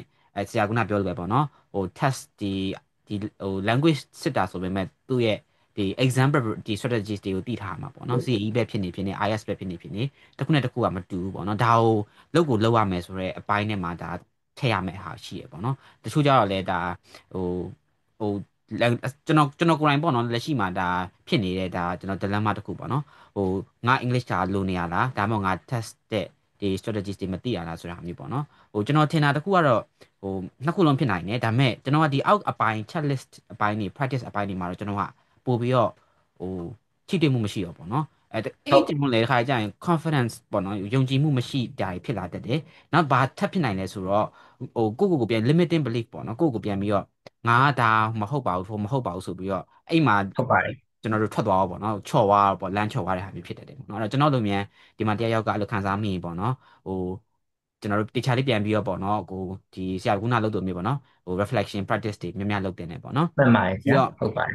နောက်ပြီးတော့ကိုကအချိန်လည်းမပေးနိုင်ဘူးပေါ့နော်ဒါဆရာမတွေဆိုရင်ပို့တော့မှကျွန်တော်တို့အချိန်မရှိတဲ့ဆိုရင်ပေါ့နော်ဆရာပြောလို့မျိုးကိုရဲ့ဒီ training ကောင်းကောင်းပေါ့နော် mentor လုပ်ပေးနိုင်မဲ့ဆရာနဲ့တွေ့လိုက်ပြီးတော့အတန်းယူတာမျိုးပေါ့နော်မဟုတ်လဲအတန်းယူတဲ့ခါမှာလဲကျွန်တော်ဒီမှာလေတစ်ခုလောက်အကြံပေးတာကြတော့ကိုနဲ့ပေါ့နော်ကျွန်တော်ရဲ့ personal အမြင်ပါဆရာကိုနဲ့အဲ့လိုမျိုးဒီနီးစပ်တဲ့ပေါ့နော် personality နီးစပ်တဲ့ဟာမျိုးဆိုရင်ပိုရတတ်တာမျိုးလည်းရှိပါတယ်ဆရာမှန်ပါတယ်ဖြစ်နိုင်ပါတယ်ဆဟုတ်တယ်ရာဟုတ်ပါတယ်လက်ဟုတ်ခံနေဆရာကျွန်တော်အဲ့လိုမျိုးအဲ့လိုမျိုးဆိုတာလေဟိုဟုတ်တင်တန်းနေပါလေတခြားလေးလဲရွေးစီချင်တာပေါ့နော်ဆရာအဲ့ဒါလေးဟုတ်ကဲ့ပါပါတယ်ဘာလို့ဆိုတော့တင်တန်းက driving force တစ်ခုပဲကျွန်တော်ကလေ sub study ကိုကျွန်တော်အားပေးရဆရာတွေမှာပါပါတယ်လောက်ပါကျွန်တော်အမြင်ပြောရဒါပေမဲ့ sub study plus training လဲကောင်းတယ်ဆိုရင်ကျွန်တော်ကထောက်တက်သွားတာမျိုးဖြစ်တတ်ပါတယ်ဆရာမြန်သွားတာပေါ့ဆရာလမ်းကြောင်းလေးရလीနော်ဟုတ်အဲ့လိုလေးပါဟုတ်တယ်မှန်တယ်ဆရာနော်နောက်တစ်ခုကကြတော့ဒါဆရာပြောရ ဒီ keyword လေးပဲပေါ့နော်ပြန်ပြောရမယ်ဆိုတော့ realistic goals ပေါ့နော်ဟိုကျွန်တော်တို့ဟိုပို့ပြီးတော့real ဖြစ်ပို့ပြီးတော့ပေါ့နော်ဖြစ်နိုင်တဲ့ goals တွေပေါ့နော်ဥမာခုနဆရာပြောလိုမျိုးကိုကB1 level B2 level ရှိတာပေါ့နော်မဟုတ်ဘူးပေါ့နော်ငါ C1 ဖြစ်တယ်ဆိုတော့လုပ်နေရဆိုရင်ပို့ပြီးတော့ပေါ့နော်တကယ်ဖြည့်တဲ့အခါမှာလည်းကိုအဲ့လောက်ထင်တော့မရအောင်ဆိုရင်ပို့ပြီးတော့မှန်ပါတယ်ဆရာကျွန်တော်တို့ watchback ခေါ်လာမသိဘူးเนาะကျွန်တော်တို့ဒီ teaching ဟုတ်တက်မှာတယ်ဆရာအဲ့လိုသုံးပြတယ်ပေါ့ဟုနော်တ်အဲ့လိုလေးဖြစ်တတ်တယ်ဆရာဟုတ်အဲ့ဟာတွေကလေပြဿနာတွေကလည်းကြုံနေကြပဲကျောင်းသားတွေလည်းကြုံနေဆရာဆရာသမားတွေတချို့လည်းရှိရပေါ့နော်level မှာတချို့ကြောင့်လည်းပုံမြင့်မြင့်တွေ့ရမျိုးပေါ့ဆရာတချို့ကြောင့်လည်းပုံနှိမ့်နှိမ့်တွေ့ရမျိုးပေါ့နှိမ့်နှိမ့်တွေ့ရတာပြဿနာမရှိဘူးစကူကမြင့်မြင့်ရမှာဟုတ်ဒါပေမဲ့မြင့်မြင့်ပိုကို level တဲ့ပုံမြင့်မြင့်တွေးထားမိရဆိုရင်တော့အဲ့လောက် level ကြီးရဲ့ school မရဘူးဆိုရင်အလကားကျွန်တော်ဆောင်းပွဲကြီးလည်းကုန်တယ်ဆရာအားကြီးလည်းကုန်ပါတယ်အဲ့တော့ကျွန်တော်ကပြောလဲဆို realistic ကိုအရင်ချပါတကယ်လို့ကို level တွေးထားဖြစ်နေရပေါ့ဆရာနော်ငါပန်ရလားမှားရလားအဲ့လိုမျိုးတွေးထားဖြစ်နေဆိုခုနကကျွန်တော်ပြောသလိုမျိုးတကယ် ဒီ procedure ဖြစ်တဲ့ website တွေ software တွေနဲ့ကျွန်တော်စစ်လို့ရတယ်ပြီးရင်ခုနကကျွန်တော်တို့အပါဝင်ပေါ့ test training ရဲ့ trainer ရဲ့perspective တွေကိုလည်းတောင်းခံလို့ရပါတယ်ဆရာတောင်းခံကြည့်ပြီးရင်အဆင်ပြေလားတော်ဖြစ်နေတယ်ဘယ်လောက် score ရနိုင်မလဲ consultation တွေယူလို့ရပါတယ်ဆရာဟုတ်ဆိုတော့ဆရာတစ်ဆက်တည်းမှာပဲပေါ့နော်ဘာလေးကျွန်တော်ခေါင်းထဲပေါ်လာလဲဆိုရင်the right mindset ပေါ့နော်ဒီ test taker တယောက်အနေနဲ့ရှိတဲ့စိတ်နေစိတ်ထားပေါ့နော်ကျွန်တော်ထင်တာမမှားဘူးဆိုရင်ဒီ mindset ဆိုတဲ့စာအုပ်တော့တသက်ရှိသေးတယ်နော်ဟုတ်ပါတယ်ဆရာအဲဆိုပါစေ mindset for ရဲ့ဆိုတာလေးရှိပါတယ်ဟုတ်တယ်အဲ့လိုမျိုးပေါ့နော်ဒါထည့်သွင်းထားတဲ့အချက်ပေါ့နော်နောက်တစ်ခုက motivation ပေါ့နော်သိကြတဲ့ဆရာဒီဟို learning ဘယ် learning ကိစ္စ process မှာမဆိုပေါ့နော်ဒီ motivation ကတကယ်ကိုအရေးကြီးတဲ့အခန်းကဏ္ဍနေပါဝင်နေပေါ့နော်ဆရာဒီနှစ်ပိုင်းနဲ့ပတ်သက်ပြီးတော့ပေါ့နော်ဆရာစီမှာဗာလေးအမြန်ထပ်ပြီးတော့ဆွေးနွေးဖို့ရှိမလားမသိဘူးဆရာနော်ဆရာကျွန်တော်ကလေ mindset လို့သုံးသပ်တဲ့အချိန်မှာပေါ့နော်ဆရာနံပါတ်1ကကျွန်တော်တို့ကဟိုလမ်းကြောင်းမမားဖို့လိုတာပဲဆရာနံပါတ်1ကလေလမ်းကြောင်းမမားဖို့ဆိုတဲ့နေရာမှာနံပါတ်1ကကိုအထင်ကြီးဖို့ရပါအကုန်လုံးပါပါတယ်ဆရာတခါလေမှာကျွန်တော်တို့အကြောင်းသားအများစုကြွေနေတဲ့ပြဿနာမျိုးကငါရပါတယ်ဆိုတာမျိုးပေါ့ဆရာဒါလေးကဒါကျွန်တော်တို့ကိုယ်တိုင်ကြုံရတဲ့ဟာကျွန်တော်တို့ဆိုရင်ကျွန်တော်ဆို share test တစ်ခုနှစ်ခုဖြေခဲ့ရင်နောက်အခုနောက်တစ်ချိန် test ထပ်ဖြေမယ်ကျွန်တော်က practice ကအရင်လုပ်ရတာပေါ့ဆရာ the right mindset ရဲ့အခြေခံ basic concept ကမှန်ကန်တဲ့စိတ်ထားလို့ပြောရတဲ့အတွက်ကျွန်တော်ကဒီ exam တစ်ခု approach လုပ်တဲ့အခါမှာမှန်ကန်တဲ့ process ရှိရမှာပေါ့နော်ဆရာမှန်ကန်တဲ့ process ထဲမှာကျွန်တော်ကဘာနံပါတ်1က attitude ပေါ့နော်ဆရာကျွန်တော်နည်းနည်းလေးဆရာကိုဟာသာတစ်ခုပြပြရမယ်ဆိုရင်ကျွန်တော်က IS ကိုဆရာ0 knowledge တမှာ0ဆိုတော့လုံးဝ IS ပတ်သက်ပြီးမသိဘူးပေါ့ဆရာရဲ့0 knowledge တမှာ trainer ရဲ့IS ကိုတစ်ခါတော့ဖြည့်ဘူးရင်ဖြစ်စေဒါမှမဟုတ်တခြားတနေ့တက်ဖို့လို့ knowledge ရှိနေရင်ဖြစ်စေပေါ့ဆရာအဲ့ကြောင့်သား2ယောက်မှာဆိုရင်ကျွန်တော်ကဒုတိယကြောင့်သား trainer ကိုပို့ခတ်ပါတယ်ဟုတ်တယ်ကျွန်တော်ပြောပြနားလည်ပါပါဆရာဒါကျွန်တော်တို့ experience လေးပေါ့နော်ကျွန်တော်အဲ့ကြောင့်သားကိုကျွန်တော်ဒါရှင်းလိုက်ရမလားကျွန်တော်တွက်ကိုမေးရပါတယ်သူသိပြီးသားဖြစ်ပြီးပြင်းသွားမလားမရှင်းရင်ရောလူသွားမလားကျွန်တော်အဲ့ဒါတွေးရပါတယ်ဆရာအဲ့ဒါ mindset ပါပဲကျွန်တော်ခုနပြောခဲ့သလိုပေါ့နော်ဆရာ mindset ထဲမှာကျွန်တော်ဘာကြီးပါလဲဆိုတော့နံပါတ်1ကမှန်ကန်ဆိုတာသိဖို့ပေါ့ဆရာတမန်ဒိတ်ချီပေါ့ဆရာရဲ့တေပြောရရင်တော့မှန်ကန်စွာသိမြင်တွေ့ခေါ်မှုပေါ့အဲ့ဒါအရင်ရေးကြည့်ပါတယ်ဆရာအဲ့တော့ခုနပြောသလိုကိုယ့် level ကိုမှန်သိရမျိုးမှန်ကန်တဲ့ instructor တွေစီချင်းတက်တာမျိုးတကယ်လို့သူတို့ကိုယ်တိုင်လည်းတခြားဖြေခဲ့တာမျိုး score တွေကောင်းတဲ့လို့သူចောင်းသားတွေကိုလည်းဘယ်လောက်ထိသင်ပေးနိုင်လဲဆိုတာလေးပေါ့ဆရာအကုန်လုံးပေါ့ဆရာရဲ့နော်ဒါတွေအားလုံးကျွန်တော်တွေးရမျိုးဒါအပြင်နောက်တစ်ခုက never give up ပေါ့ဆရာအရှုံးပေးလို့မရဘူးဆိုစိတ်လေးလည်းသိစေချင်တာပေါ့နော်ဘာလို့လဲဆိုတော့ဘယ် test မှာဆရာရဲ့2ရက်ကျင့်ပြီးကိုလို score မရတော့ပါဘူးကိုကအင်္ဂလိပ်စာအရန်ကောင်းနေတာမဟုတ်ရင်ဆရာကြီးနော်ကိုကအရန်ကောင်းရင်တစ်မျိုးပေါ့ဆရာအဲ့လိုမဟုတ်ရင်တော့2ရက်လေးကျင့်တယ်ဒီနေ့ကင်တယ်နောက်နေ့ကျင့်နောက်နေ့တန်းပြင်အဲ့လိုမရပါဘူးဆရာ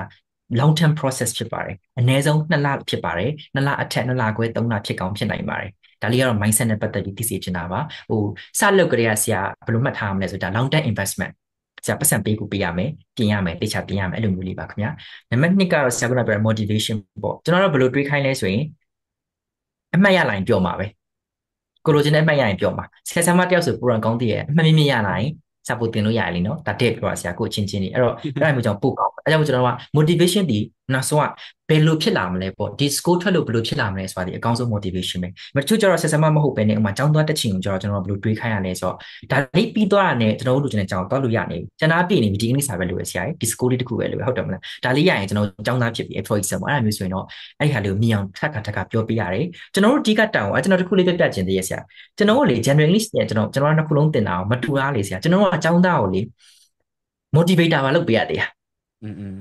general English ကတော့စတင်တယ်ပေါ့ဆရာဆွဲခေါ်ရပေါ့ဒါကျွန်တော်လုပ်တယ်ဒါပေမဲ့ကျွန်တော်တို့အဲ့လိုမဟုတ်ထို့ចောင်းသားရေဆိုဆရာည2နာရီလည်းလာပြောရရှိတယ်ဆရာကျွန်တော်မဖြေတော့ဘူးအဲ့လိုမျိုးဟာကျွန်တော်ဖြေတော့မဖြေနိုင်တော့ဘူးငါအမှတ်ကမရတော့အဲ့လိုမျိုးပေါ့ဆရာဒါရီအားလုံးကျွန်တော်ဆွဲခေါ်ရသေးတယ်အရန်လောင်တယ်ပေါ့ဆရာလူငယ်စကားဆိုတင်မှာသူလည်းလောင်ကိုလည်းလောင်အရန်လောင်တာ exam တင်းဆိုအခုကျွန်တော်ဒီ debate ထဲမှာကျွန်တော်ចောင်းသား2ယောက်ရှိရဆရာတို့2ယောက်ဆိုကိုလောင်နေဖြေတော့မှာ ခဏနေသူတို့ဖြေရမယ်လောင်သူတို့လောင်ကျွန်တော်ကလောင်တယ်အဲ့လိုမျိုးပေါ့ဆရာတော့ကျွန်တော်ကနည်းနည်းလေးတော့လောင်နေတဲ့ထဲမှာပါတာပေါ့ဆရာဒါပေမဲ့ခုနကပြောသလိုလောင်တာအနည်းနဲ့နောက်ဆုံးမှာတော့အကျိုးကျေးဇူးလေးရတယ်ဆိုတော့သိစေချင်တာပေါ့နော်ဆရာဟုတ်အဲ့လောက်ပါပဲဟုတ်ဟုတ်ကဲ့ဆရာဟိုဆရာကပြောတော့ဆရာတမာလေးဒီလေးပြောသွားတော့ကျွန်တော်ဘာလေးတတိရလဲဆိုကျွန်တော်ရဲ့ဝိပဿနာတရားစခန်းထိုင်တော့မှာပေါ့နော်အာနာပါနာကျင့်စဉ်နဲ့ပတ်သက်ပြီးတော့ကျွန်တော်ရဲ့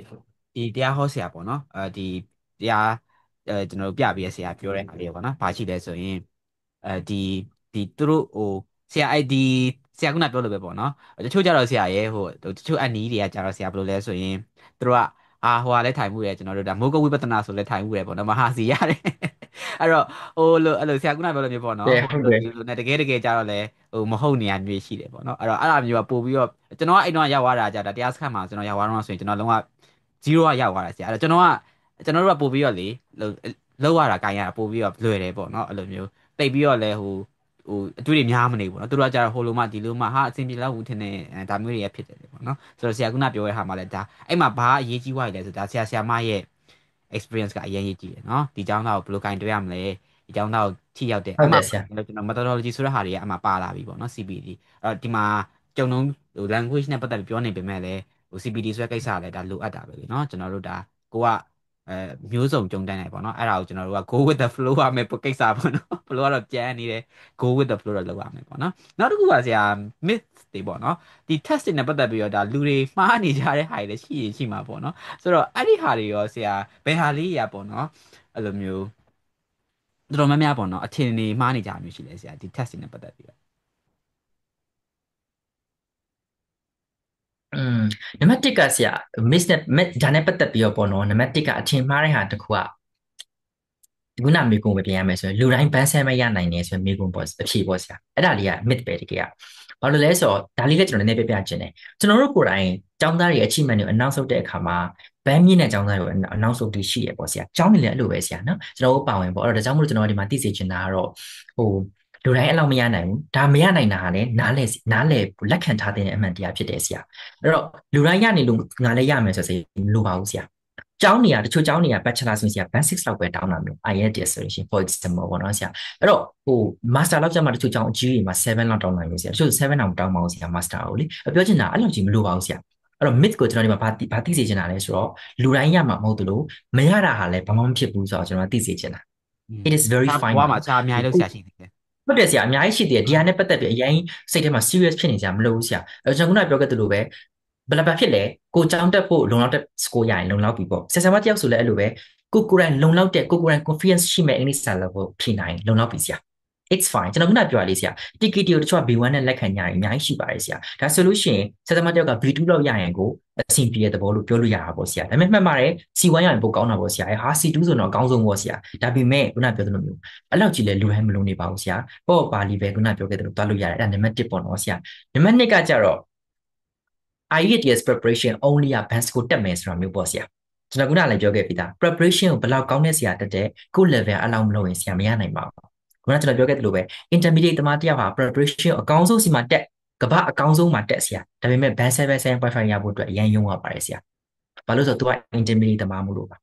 ဒါမျိုးလေးကျွန်တော်သိစေချင်တာပေါ့နော်ဆရာအဲ့တော့ကိုယ့်ရဲ့ level အင်္ဂလိပ်စာလေးကိုအရင်မြင့်ပါကိုယ့်ရဲ့အင်္ဂလိပ်စာ level မြင့်လာလေကိုယ့်ရဲ့ band score လေးပါတူးလာလေဖြစ်ပါတယ်နောက်နံပါတ်3ကတော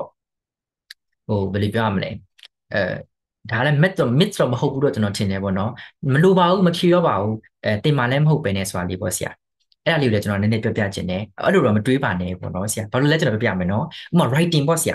writing ဆိုဆရာက CE ပြင်နေတယ်ပေါ့ထားပါတော့ CE တင်တယ်လို့ကျွန်တော်သိထားတယ်ပြင်နေအဲ့လိုပဲ IS ဆိုလည်းအဲ့လိုပဲဆရာ IS ပါဆိုဆရာ writing essay ကအမျိုးကြီးအများကြီးပဲဆရာ10မျိုးကျော်တယ် essay ပါ report ရေးရတယ်ဆရာကျွန်တော်တို့ VOSC ရေးရတယ် speaking မှာဆိုလည်းမေးခွန်း type တင်လေ့လာရတယ်အဲ့ဒါလုပ်ချင်းရပြင်ဆရာ skill တက်ပါတယ်ဆရာ automatic ကို skill ရတက်လာပါဆရာ skill training ပေါ့ဆရာရဲ့အဲဒါကြောင့်မလို့မဖြေဖြစ်ရင်တော့မှတင်တာဟာတကယ်အကျိုးမြုပ်ဘူးဆိုတာလေးပြပြချင်ပါတယ်ဆရာငါကတော့မဖြေလို့မတင်တော့ဘူးမလုပ်ဘူးဆိုရင်မဟုတ်ဘဲနဲ့ဒီ exam တွေကနေကိုယ့်အတွက်အကောင်းဆုံးပါရမလဲဆိုတော့ trainer ကလည်းကောင်းကျိုးတစ်ခုပါလို့ပြောချင်ပါတယ်ဆရာဟုတ်ဟုတ်ကဲ့ဆိုတော့တလားပြတ်တာဆိုတော့ရီးစားပဲရှိရပါတော့ဆရာဟုတ်ကဲ့ဟုတ်ကဲ့ပြောအောင်ဟုတ်ကဲ့အဲ့ဟုတ်ကဲ့ဒါကြီးသားပဲရှိဒါတချို့ပေါ့နော်ပြောကြတာကြတော့ဒီဆရာကပြောလို့ပေါ့နော်ဘန်ဒီ7 plus ကိုရဖို့ကဖြစ်နိုင်တယ်ပေါ့နော်တလားလည်းဖြစ်နိုင်တယ်ဒါပေမဲ့ဆရာကပြောလို့ပေါ့နော် B1 level လောက်ပဲရှိရလူကကြတော့ဒါဖြစ်နိုင်ဖို့อ่ะပေါ့နော် maybe ဆရာတခါလေကြာရင်ကန်ဆိုတဲ့အရာလဲเนาะပြောတလို့မခါတလေရောရဘူးအဲ့ပေါ့ဆရာတယောက်တလေကတော့ ဖြစ်သွားနိုင်တယ်တယောက်နော်အများစုကတော့မဟုတ်ပါဘူးဆရာဟုတ်ဟုတ်တယ်ဟုတ်တယ်ဆရာဆိုတော့အဲ့ဒါနဲ့ပတ်သက်ပြီးတော့လေဆရာအနေနဲ့အဲ့ဒီလက်ပေါ့နော်ဒီကန်နဲ့ပတ်သက်ပြီးတော့ဆရာဘာလေးအမြန်ပေါ့နော်ဆရာထပ်ပြီးတော့ဖြည့်ဆွက်ပြောချင်လည်းမသိဘူးပေါ့နော်ဒီ IELTS မှာကျွန်တော်ကန်တို့ကနေဆရာဟုတ် IS မဟုတ်ဘူးနော်ဆရာ TOEFL ဖြစ်စေ Duolingo ဖြစ်စေပေါ့ဆရာ exam lag ဆိုတော့ရှိတယ်ဆရာဘယ် test မဆိုရှိတာကျွန်တော်အဲ့ဒါကိုယုံကြည်ထားတယ်ဗုဒ္ဓဘာသာလည်းဖြစ်တော့ပို့ပါဖြစ်တာပေါ့နော်ဆရာအဲ့တော့ lag ဆိုတာရှိရလို့ကျွန်တော်ယုံကြည်ထားတယ်ဘယ်လိုမျိုးကျွန်တော်သိရလဲဆိုရင်တချို့ကျောင်းသားတွေမှာဆရာကြီးကျွန်တော်ဒီနေ့မိကုန်းလေးကောင်းလိုက်တာဖြေနိုင်လိုက်တာလို့ကြားရမျိုးရှိတယ်အဲ့ဒါမျိုးလေးတွေပေါ့ဆရာဥပမာကျွန်တော်ဆိုရင်လွန်ခဲ့တဲ့တလောကကျွန်တော်ကျောင်းသားတယောက်က speaking ဖြေရဆရာအဲ့ speaking မှာ IS speaking ပေါ့ဆရာအဲ့ဒီ IS ဖြေတဲ့အခါမှာ speaking မှာမိကုန်းကဥပဒေနဲ့ဆိုင်တဲ့မိကုန်းတွေမေးသွားတယ်သူမဖြေနိုင်လို့သူထင်တယ်ဆရာသူမကြိုက်ဘူးပေါ့ဆရာဒီမိကုန်းတွေဒါမျိုးလေးဖြစ်နိုင်တယ်ဆရာဒီကလို့ဥပမာမဟုတ်ပဲဥပဒေမဟုတ်ပဲနဲ့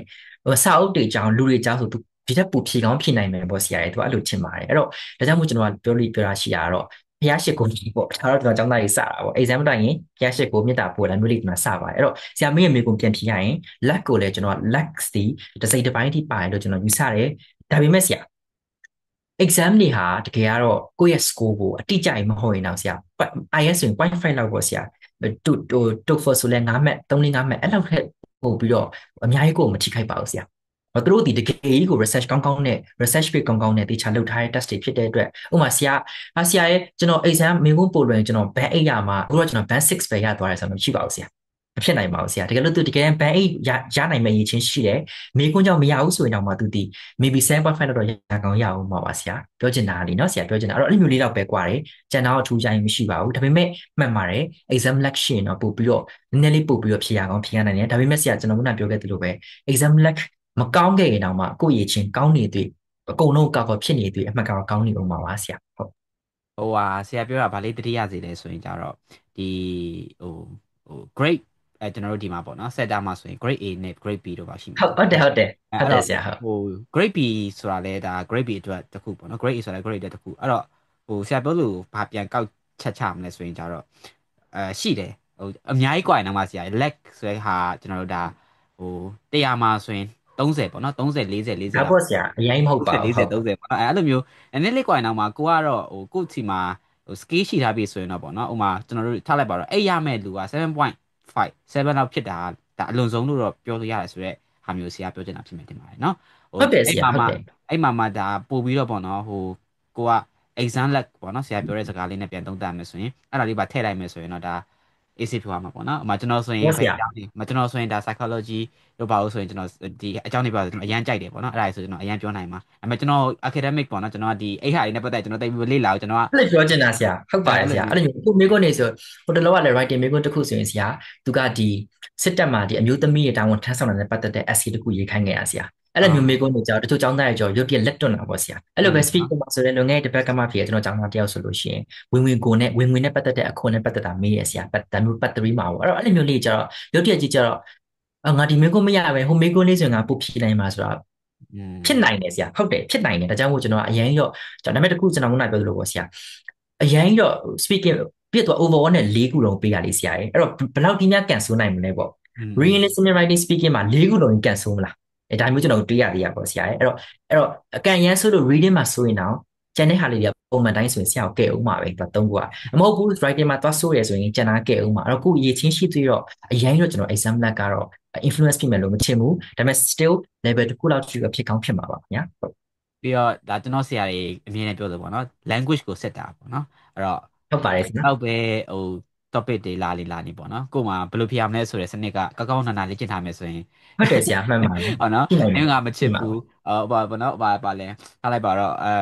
နင်ငါ့ကိုချစ်လားဆိုရင်အေးငါနင့်ကိုမချစ်ပါဘူးဒါပေမဲ့နင့်ကငါမချစ်ပင်မဲ့ဘာတော့ဖြစ်ပါတယ်ဘာနော်အဲ့လိုမျိုးတွေဒါဖြေဖို့ဖြေနေဒါဆရာအဲ့တို့လိုမျိုးပေါ့တင်ပေးနေတယ်လေဆိုရင်ပေါ့နော်ဒါအများကြီးသိမှာပဲပေါ့နော်အဲ့တော့ဒါမျိုးတွေကိုလည်းဒါဟိုလေ့ကျင့်ထားရဆိုရင်ပေါ့နော်ဆရာကပြောလိုမျိုးဟို30မှာကိုက8လောက်တော့ကိုယ့်စီမှာဒါရှိရလူဆိုရင်တော့အရင်ဂရုစိုက်ကြတာမလိုဘူးပေါ့နော်ဟိုပြီးတော့မှကျွန်တော်န်ပါတယ်ဆရာနောက်ဆိုရင်ကျွန်တော်ဟိုပြန်ပြီးတော့ retake လုပ်လို့ရတဲ့ဟာလည်းရှိနေပြီเนาะအခုနောက်ပိုင်းဆိုရင်ဟိုကျွန်တော်တို့ဟိုဒီတစ်ခုတည်းဟိုเนาะဟိုကျွန်တော်ပြန်ပြီးဆက်တာပြန် take လုပ်တာမျိုးပေါ့เนาะအဲ့ဒါမျိုးလည်းတွေ့ရတယ် IELTS မှာရှိပါတယ်ဆရာဟုတ်တယ်ကျွန်တော်တော့မရှိသေးဘူး IELTS မှာ test တစ်ခုဖြည့်ပြီးလို့ရှိရင်ရက်60အတွင်းကျွန်တော် scale တစ်ခုကိုပတ်စံပြီးပြန်ပြီးတော့ထပ်ဖြည့်လို့ရပါတယ်ဆရာအဲ့လိုမျိုးရှိတယ်ဒါကြရင်တော့ကိုကခုနကဆရာပြောသလိုပေါ့ exam lag နဲလို့ကိုထင်တဲ့ skill ကိုတစ်ခုအဲ့လိုယုံကြည်ဒီမှုရှိပေါ့ဆရာရရပေါ့နော်ယ်အဲအဲ့ဒါကိုယ့်မျိုးတွေပေါ့ရဲ့ချင်းကိုယုံကြည်ရဆိုရင်လုပ်လို့ရတယ်နောဟုက်ကျွန်တော်သိတ်တယ်ဆရာတော့ဆိုရင်အဲ့လိုမျိုးတချို့ writing တွေပါဆိုလဲပြန်ပြီးတော့ဟိုစစ်ခိုင်းလို့ရတယ်ပေါ့နော်ဒါပြီးတော့ဖြစ်တယ်ဆရာ ငွေကြေး error ခံ checking လေး တာတစ်ခုတော့ error checking လေးလို့ရတာနော်ရှိပါတယ်ဆရာအဲ့တော့ကိုကဟာမဟုတ်ဘူးကျွန်တော်တို့ဒီ score မရနိုင်ဘူးအရင်မှားရစီပတ်စံပေးလိုက်ပါ error checking လုပ်ပေးလို့ရပါတယ်ဆရာသူတို့လုပ်ပေးပါတယ်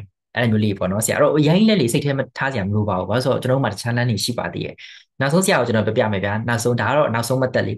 ပတ်စံရှိသွေးဖြေလို့ရတယ်ဒါတဲ့ပြောတာအဲ့လိုမျိုးလေးဆိုတော့အရင်လဲကျွန်တော်တို့ exam left တွေပိုင်း left တွေပိုင်းတွေးနေပဲနဲ့အကောင်းဆုံးဖြေမယ်လို့တွေးထိုင်ရပါပြီဆရာဟုတ်ဟုတ်ကဲ့ပါဆရာဆိုတော့ကျွန်တော်တို့ဒီနေ့မှာဆိုရင်ဒါ test ပေါ့နော်ဒီ IELTS ကစားလို့ဒါ TOEFL ပြီးတော့ဒီ Duolingo တွေနဲ့ပတ်သက်ပြီးတော့ကျွန်တော်တို့ပေါ့နော်အမျိုးမျိုးဘာတွေလုပ်တင်လဲပေါ့နော်ဘာတွေရှောင်တင်လဲဘယ်လိုစိတ်မျိုးလေးထားတင်လဲပေါ့နော်ပြီးတော့ဒီ test တွေကဘာတွေလဲဆိုတာနဲ့ပတ်သက်ပြီးကျွန်တော်တို့စုံစုံလင်လေးပြောပြခဲ့တယ်ပေါ့နော်ဆရာဆိုတော့နောက်ဆုံးအနေနဲ့ဆရာဒီ take away message လေးပေါ့နော်ဒီ ELT ကဒီ fellow teachers တွေကိုပေါ့နော်seniors တွေရောဒီ juniors တွေရောပေါ့နော်ဆရာအနေနဲ့နောက်ဆုံးပြောချင်တာလေးနဲ့ဆရာရှင်းဦးမလားပေါ့နော်ဒါလေးတစ်ချက်လောက်ပြောပြပါအောင်ဆရာဟုတ်ကျွန်တော်အနေနဲ့ပြောချင်တာကတော့ဆရာနံပါတ်1ကတော့ကျွန်တော်ထက်တက်တိနားလေတွေအများကြီးရှိပါတယ်ဒါပေမဲ့ပေါ့နော်ကျွန်တော်ပြောချင်တာလေးကတော့ personal point of view ကစလုပ်ပါပေါ့ဆရာနည်းနည်းတော့ရည်ရပြီမဲ့ကျွန်တော်ကဒါကျွန်တော်အမြဲပြောတဲ့စကားပါပဲကျွန်တော်ကတော့ဒီလိုယူဆတယ်ဆရာ language တွေအသက်ရှိရလေနော်အင်္ဂလိပ်စာဆိုပိုတော့အသက်ရှိသေးတယ်အဲကြောင့်ကျွန်တော်ကအမြဲစင်စက်မပြတ်လေ့လာနေရမယ်ကျွန်တော်ရက်လို့မရဘူးပေါ့ဆရာငါကတော့ဒီ test score တလောက်ရပြီဥပမာဆရာကျွန်တော်ဆိုရင် IS မှာဆိုရင် band 8ပေါ့ဆရာ TOEFL မှာဆိုရင်111ပေါ့နော် Duolingo ဆိုရင်150တိကျွန်တော်ရထားတယ်ဒါပေမဲ့ကျွန်တော်တခါမှရက်ခဲ့နေမရှိဘူးပေါ့ဆရာဘာလို့လဲဆိုတော့ကျွန်တော်ရက်လိုက်တာနဲ့ကျွန်တော်ကဟိုဘယ်လိုပြောရမလဲနောက်ကျရလို့ကျွန်တော်ကိုယ်ယူဆရပေါ့နော်ဆရာအဲ့တော့ကျွန်တော်ဒီမှာသိစေချင်တာကကျွန်တော်ဗာလဲဆိုတော့ဟိုနံပါတ်1ကအမြဲတမ်းပေါ့နော်ဘာတွေဖြစ်နေရလဲ topic တရားစာပေါ့ဆရာရဲ့အခုဆိုရင်နောက်ပိုင်းမှာအာကာသတို့ AI တို့ဆို topic တရားစာကျွန်တော်တို့သိလာရမယ်ဟာလေးဖြစ်လာတာပေါ့နော်ဆရာအဲ့ဒါလေးတရားစာအမြဲတမ်းလေ့လာနေပါကိုယ့်ရဲ့အင်္ဂလိပ်စာလည်းပေါ့အမြဲတမ်းဖြည့်နေပါကြိုက်တဲ့ချိန်မှာ test တစ်ခုထားပြီး score ကောင်းကောင်းရနိုင်အောင်ဖြည့်လေကောင်းနေပါပဲပေါ့နော်ဆရာအဲ့ဒါဒီဘယ်တော့မှအကျိုးမမြုပ်ဘူးစာကိုကျွန်တော်ပြောချင်တယ်နံပါတ်2ကတော့အချိန်လဲရတယ်ငွေလဲလိုက်နိုင်တယ်ဆိုရင်တော့ test တွေကိုမဖြည့်ရင်အောင် train မှုပါဆရာကျွန်တော်တို့မဖြေတော့ okay ဒါပေမဲ့ training လေးတက်ကြည့်ပါ preparation လေးလိုက်တက်ကြည့်ပါဘာဖြစ်လို့လဲဆိုတော့အဲ့ဒီ preparation training ကကျွန်တော်ခုနပြောခဲ့သလိုပဲဆရာ IS မှာဆိုရင်ဆရာရဲ့ SE အများကြီးပါတယ်ဟို SE နည်းသိရတယ်ပေါ့ for example ဆရာဟော TOEFL မှာဆိုရင်လည်း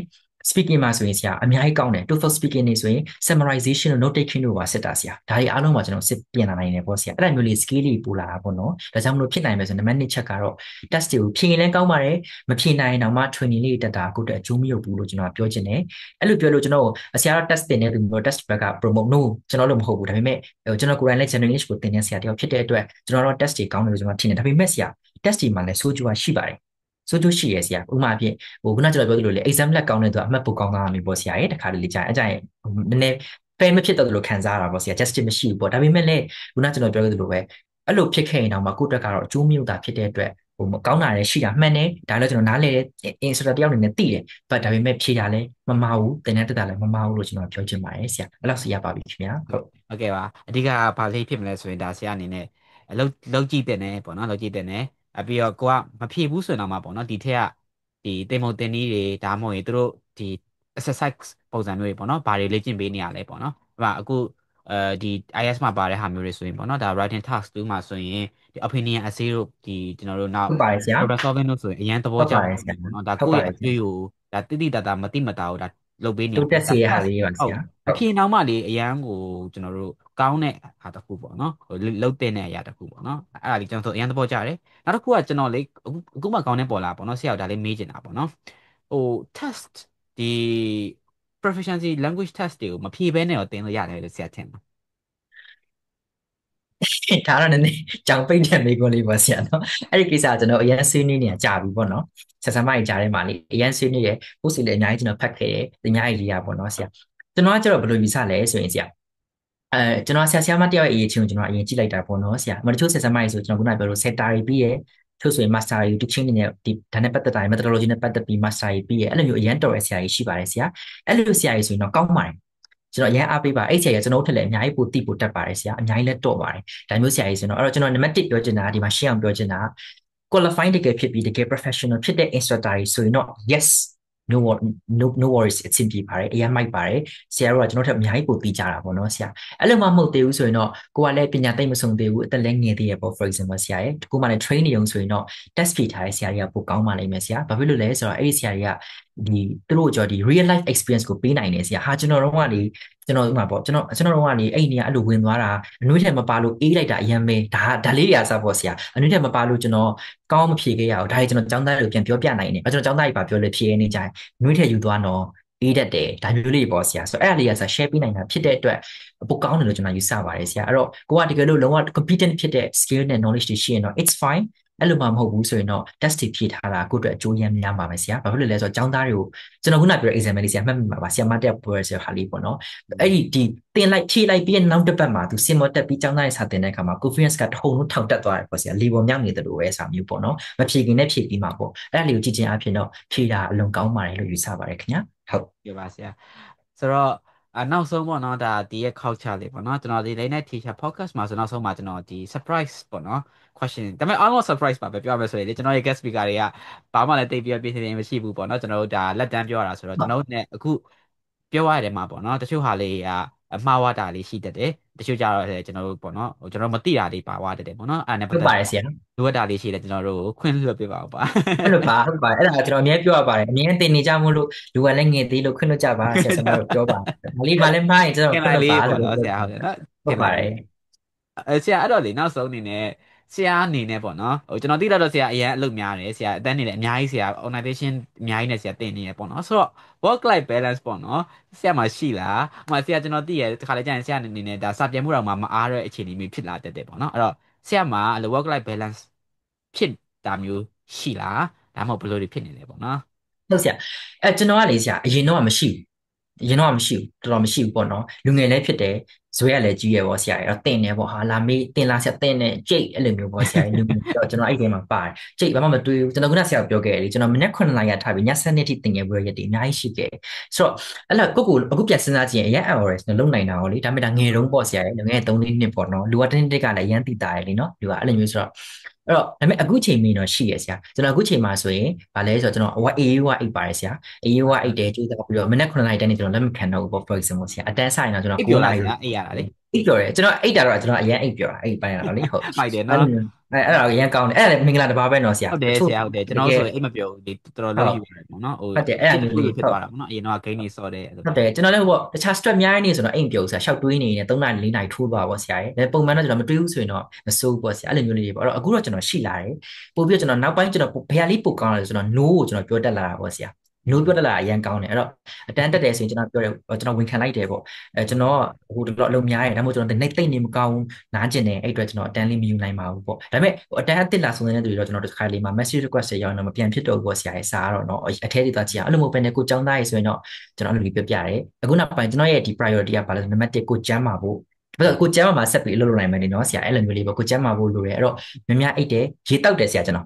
ဆရာမျိုးပြောလို့ပေါ့ဆရာပြောရေ1လီတာကို2လီတာကျွန်တော်အမြဲတောက်တယ်ဒါပေမဲ့နောက်ပြီးတော့ကိုရင်တော့ဆိုတော့လမ်းလျှောက်တယ်လေ့ကျင့်ခန်းလေးလုပ်တယ်ပေါ့ဆရာအဲ့ဒါမျိုးလေးတွဲလုပ်တယ်နောက်ပြီးတော့လေကျွန်တော်ဒီခန္ဓာကိုယ်တပည့်မှုပဲနဲ့အုံနောက်အတွက်ကိုလည်းကျွန်တော်ဖြည့်တင်တယ်လို့ကျွန်တော်ထင်တဲ့ခါကြတော့အစဟိုဆရာဟိုလိုမျိုး brain အဲ့လိုမျိုးလေဟို ဟုတ် supplement တွေပါဆရာတောက်လာရင်အဲ့လိုမျိုးပါ supplement တွေတော့ထူးခြားတောက်တာမရှိဘူးဆရာဒါပေမဲ့ကျွန်တော် Pocari Sweat တို့ပါတော့တောက်တယ် vitamins တွေပါတွေပေါ့ဆရာအဲ့လိုမျိုးလေးတောက်တယ်နောက်ပြီးတော့ဒီစာအုံနောက်ကိုလည်းဖျက်ဖို့ကျွန်တော်ယူဆရတဲ့အတွက်ကျွန်တော်စာလည်းနည်းနည်းပါလုပ်ပါတယ်ဆရာနိုင်ဝက်လောက်လေးပေါ့လုံးဝပြစ်ထားတာမဟုတ်ဘဲနဲ့ပေါ့ဆရာ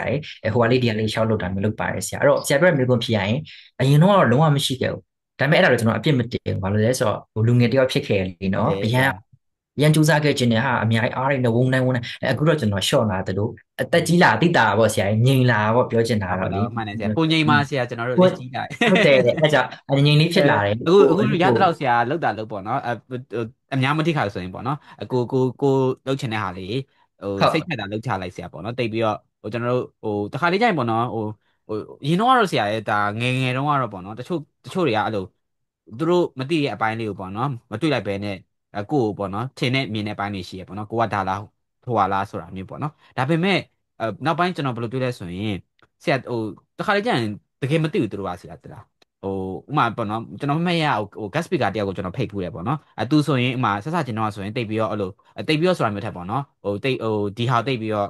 interest မဖြစ်တဲ့ပုံမျိုးဖြစ်နေပေါ့နော်ဒါပေမဲ့ကိုတကယ်ဘာလုပ်တာလဲဆိုတာကိုသိလာတဲ့အခါမှာဟိုပို့ပြီးတော့ကိုယ့်ကိုပို့ပြီးတော့ပေါ့နော်အဲ့လိုဟိုဒါတလေးစားပြန်ပြီးတော့ဆက်ဆံတာဟုတ်မျိုးရှိဟုတ်အဲ့တော့ဟုတ်ဒီခါကျရင်ကျွန်တော်တို့ကလူတွေကိုဟိုအဲ့ဒါကိုပို့ပြီးတော့ငြိမ်းချမ်းအောင်လုပ်လိုက်တဲ့သဘောပါပဲဆရာဟိုဒါမှမဟုတ်ဆိုကိုကလည်းအဲ့လိုမျိုးပေါ့နော်ဟိုသွားပြီးတော့ တွေးနေမယ်ဆိုရင်ကိုယ့်အတွက်ပဲပြင်မှန်တယ်အဲ့တော့ဟုတ်ပြီဒီဒီလိုမျိုးပေါ့နော်ငါအဲ့လိုမျိုးတစ်ခုခုမြင်မားနေဆိုရင်တော့မှပဲငါရတယ်ပေါ့နော်ချိန်မှာကိုလောက်တာတွေမှန်နေရဆိုရင်ကိုလိပ်ပြကိုလုံနေဆိုရင်အဆင်ပြေတယ်ဆိုတဲ့ဟာမျိုးတော့အခုနောက်ပိုင်းထားပြတယ်ပေါ့နော်ဖက်နဲ့ဆရာနောက်အဲ့ဒါလေးကျွန်တော်အဲ့ဒါလေးလက်ထားနောက်ဆုံးပေါ့လေအရေးကြီးတာလက်ကိုလိုက်ပြကိုလုံးမျိုးကိုခေါင်းမရွေးဖို့ပဲပေါ့နော်ဆရာကိုမှန်နေသေးကိုမှန်နေဆိုခုနပြောသလိုပေါ့ကိုလောက်တာကောင်းဒီ career ပေါ့ဆရာတယောက်ဆိုရင်ဆရာတယောက်ရဲ့ ethic ပေါ့ဆရာအဲ့ဒါရှိနေသေးအဆင်ပြေနေသေးဘယ်သူပဲဆရာကိုဘာပြောပြောနာမည်ဖြစ်ကိုလောက်တာလဲကိုမှန်နေမယ်ကိုလည်းဆရာနောက်ဆုံးဆင့်ဆရာရဲ့ဟိုဘယ်လိုပြောရမလဲကျွန်တော်မေမေပြောတာပေါ့နော်အနေနဲ့ဖျားနေရောတိမှာပဲပေါ့နော်ဘာလို့အနေနဲ့ဖျားနေရောတိမှာကျွန်တော် ਨੇ ဒါတော့အမေစကားပေါ့လေတိမှာအဲ့တော့ဥပေါ့လက်တွေနော်တခြားတွေပေါ့ဆရာရဲ့နော်နက်တိမှာနက်တွေအခုလောဆယ်နက်တွေကအဲ့လိုစားနေပြန်လည်းမအဲ့လိုပြောဘူးဆိုတာတိကြမှာမျိုးပေါ့နော် အဲ့လိုတိကြမှာဆိုတော့ကျွန်တော်အဲ့လိုပဲပြောတယ်ဒါပေမဲ့ခုနပြောလို့ပေါ့ဆရာကိုလည်းကောင်းမကောင်းမဟိုခေါင်းကောင်းကောင်းနဲ့သွားတယ်တိချာလဲခေါင်းကောင်းနဲ့ဆိုတာမရွေ့ရင်ပေါ့နော်ဆရာအဲ့ဒါဆိုရင်တော့ဟိုအမြင်မှားတွေပါလေနောက်ကျရင်တော့ပြေသွားတာပါပဲဆရာအဓိကကို career လေးပေါ့တစ္ဆာရှိပြီးတော့ဆရာတယောက်ပြပြတသားနဲ့လုပ်နေဖို့ပဲလိုပါတယ်ဆရာဟုတ်ကဲ့ဟုတ်တယ်ဟုတ်တယ်ပြီးတော့ကျွန်တော်ထပ်ပြီးတော့ပေါ့နော်အကောင်းမဲ့မြင်လိုက်တာကောင်းပါတယ်ပေါ့နော်တကယ်လို့ကိုယ်အမြင်မှားခဲ့သည်ရှိရင်တော့မှပဲအဲဒီတခြားအကြောင်းနေကြောင်းပေါ့နော်အော်အဲ့လိုပါဆိုတာမျိုးပေါ့နော်နောက်ပိုင်းကြတော့လေကိုကတကယ်ကိုယ်လမ်းကြောင်းမှန်နေရဆိုရင်ဟိုပြန်ပြီးတော့ပေါ့နော်သူတို့ပြောတာညင်သွားမှာပဲဆိုတဲ့ဟာမျိုးပေါ့နော်ဒါလည်းမှန်ဖြစ်တယ်ပါဆရာဟုတ်ကဲ့ပါမှန်ဆရာပါခင်ဗျာဆိုတော့ဒီနေ့ဆရာဒီ non profit လေးပေါ့နော်ဒါ community development အတွက်ဒါလုပ်ဖြစ်တဲ့ podcast တွေမှာဆရာရဲ့အချိန်ကြီးပေါ့နော်မအားရကြတဲ့နေပြီးတော့တကူးတကအဲတက်ရောက်ပြီလို့ပေါ့နော်ကျွန်တော်ကနေပြီးတော့ဆရာကိုကျေးဇူးအများကြီးတင်ပါတယ်ဆရာရပါတယ်ခင်ဗျာကျွန်တော်ကလည်းဟိုဒီလိုမျိုး sharing လုပ်ပေးရတော့ကျေးဇူးအရင်တင်ပါတယ်ဘာလို့ဆိုတော့ဟိုဒီကောင်းစဉ်တွေကလည်းအခုအချိန်ဆိုကောင်းတယ်လို့ကျွန်တော်ထင်တယ်လीနော်အများစုကလည်းပြင်နေကြဖြစ်တဲ့အတွက်ပေါ့နော်ဆရာဟုတ်ကဲ့ပါဟိုကျွန်တော်အခုလိုမျိုးတကူတကတကယ်ကိုဘယ်လိုပြောရမလဲဒါထိတ်တယ်ဆိုရလဲဒါယုံကြည်လို့လीနော်မဟုတ်ဘဲနဲ့တော့သူကစကားပြောမလဲဒါတဲ့ပြောမှာအဲ့တော့ကျွန်တော်လည်းယုံကြည်နဲ့လေးစားနဲ့ဖိတ်ပေးရတဲ့ဆရာကိုလည်းကျေးဇူးပါခင်ဗျာဟုတ်ဟုတ်ကဲ့ပါဆရာဆိုတော့ good night ပါဆရာကောင်းသောညလေးဒီနေ့ပါဟုတ်ကဲ့ပါခင်ဗျာနောက်ပြန်တွေ့ပါမယ်နော်ဘိုင်ဘိုင်ပါကျေးဇူးပါခင်ဗျာ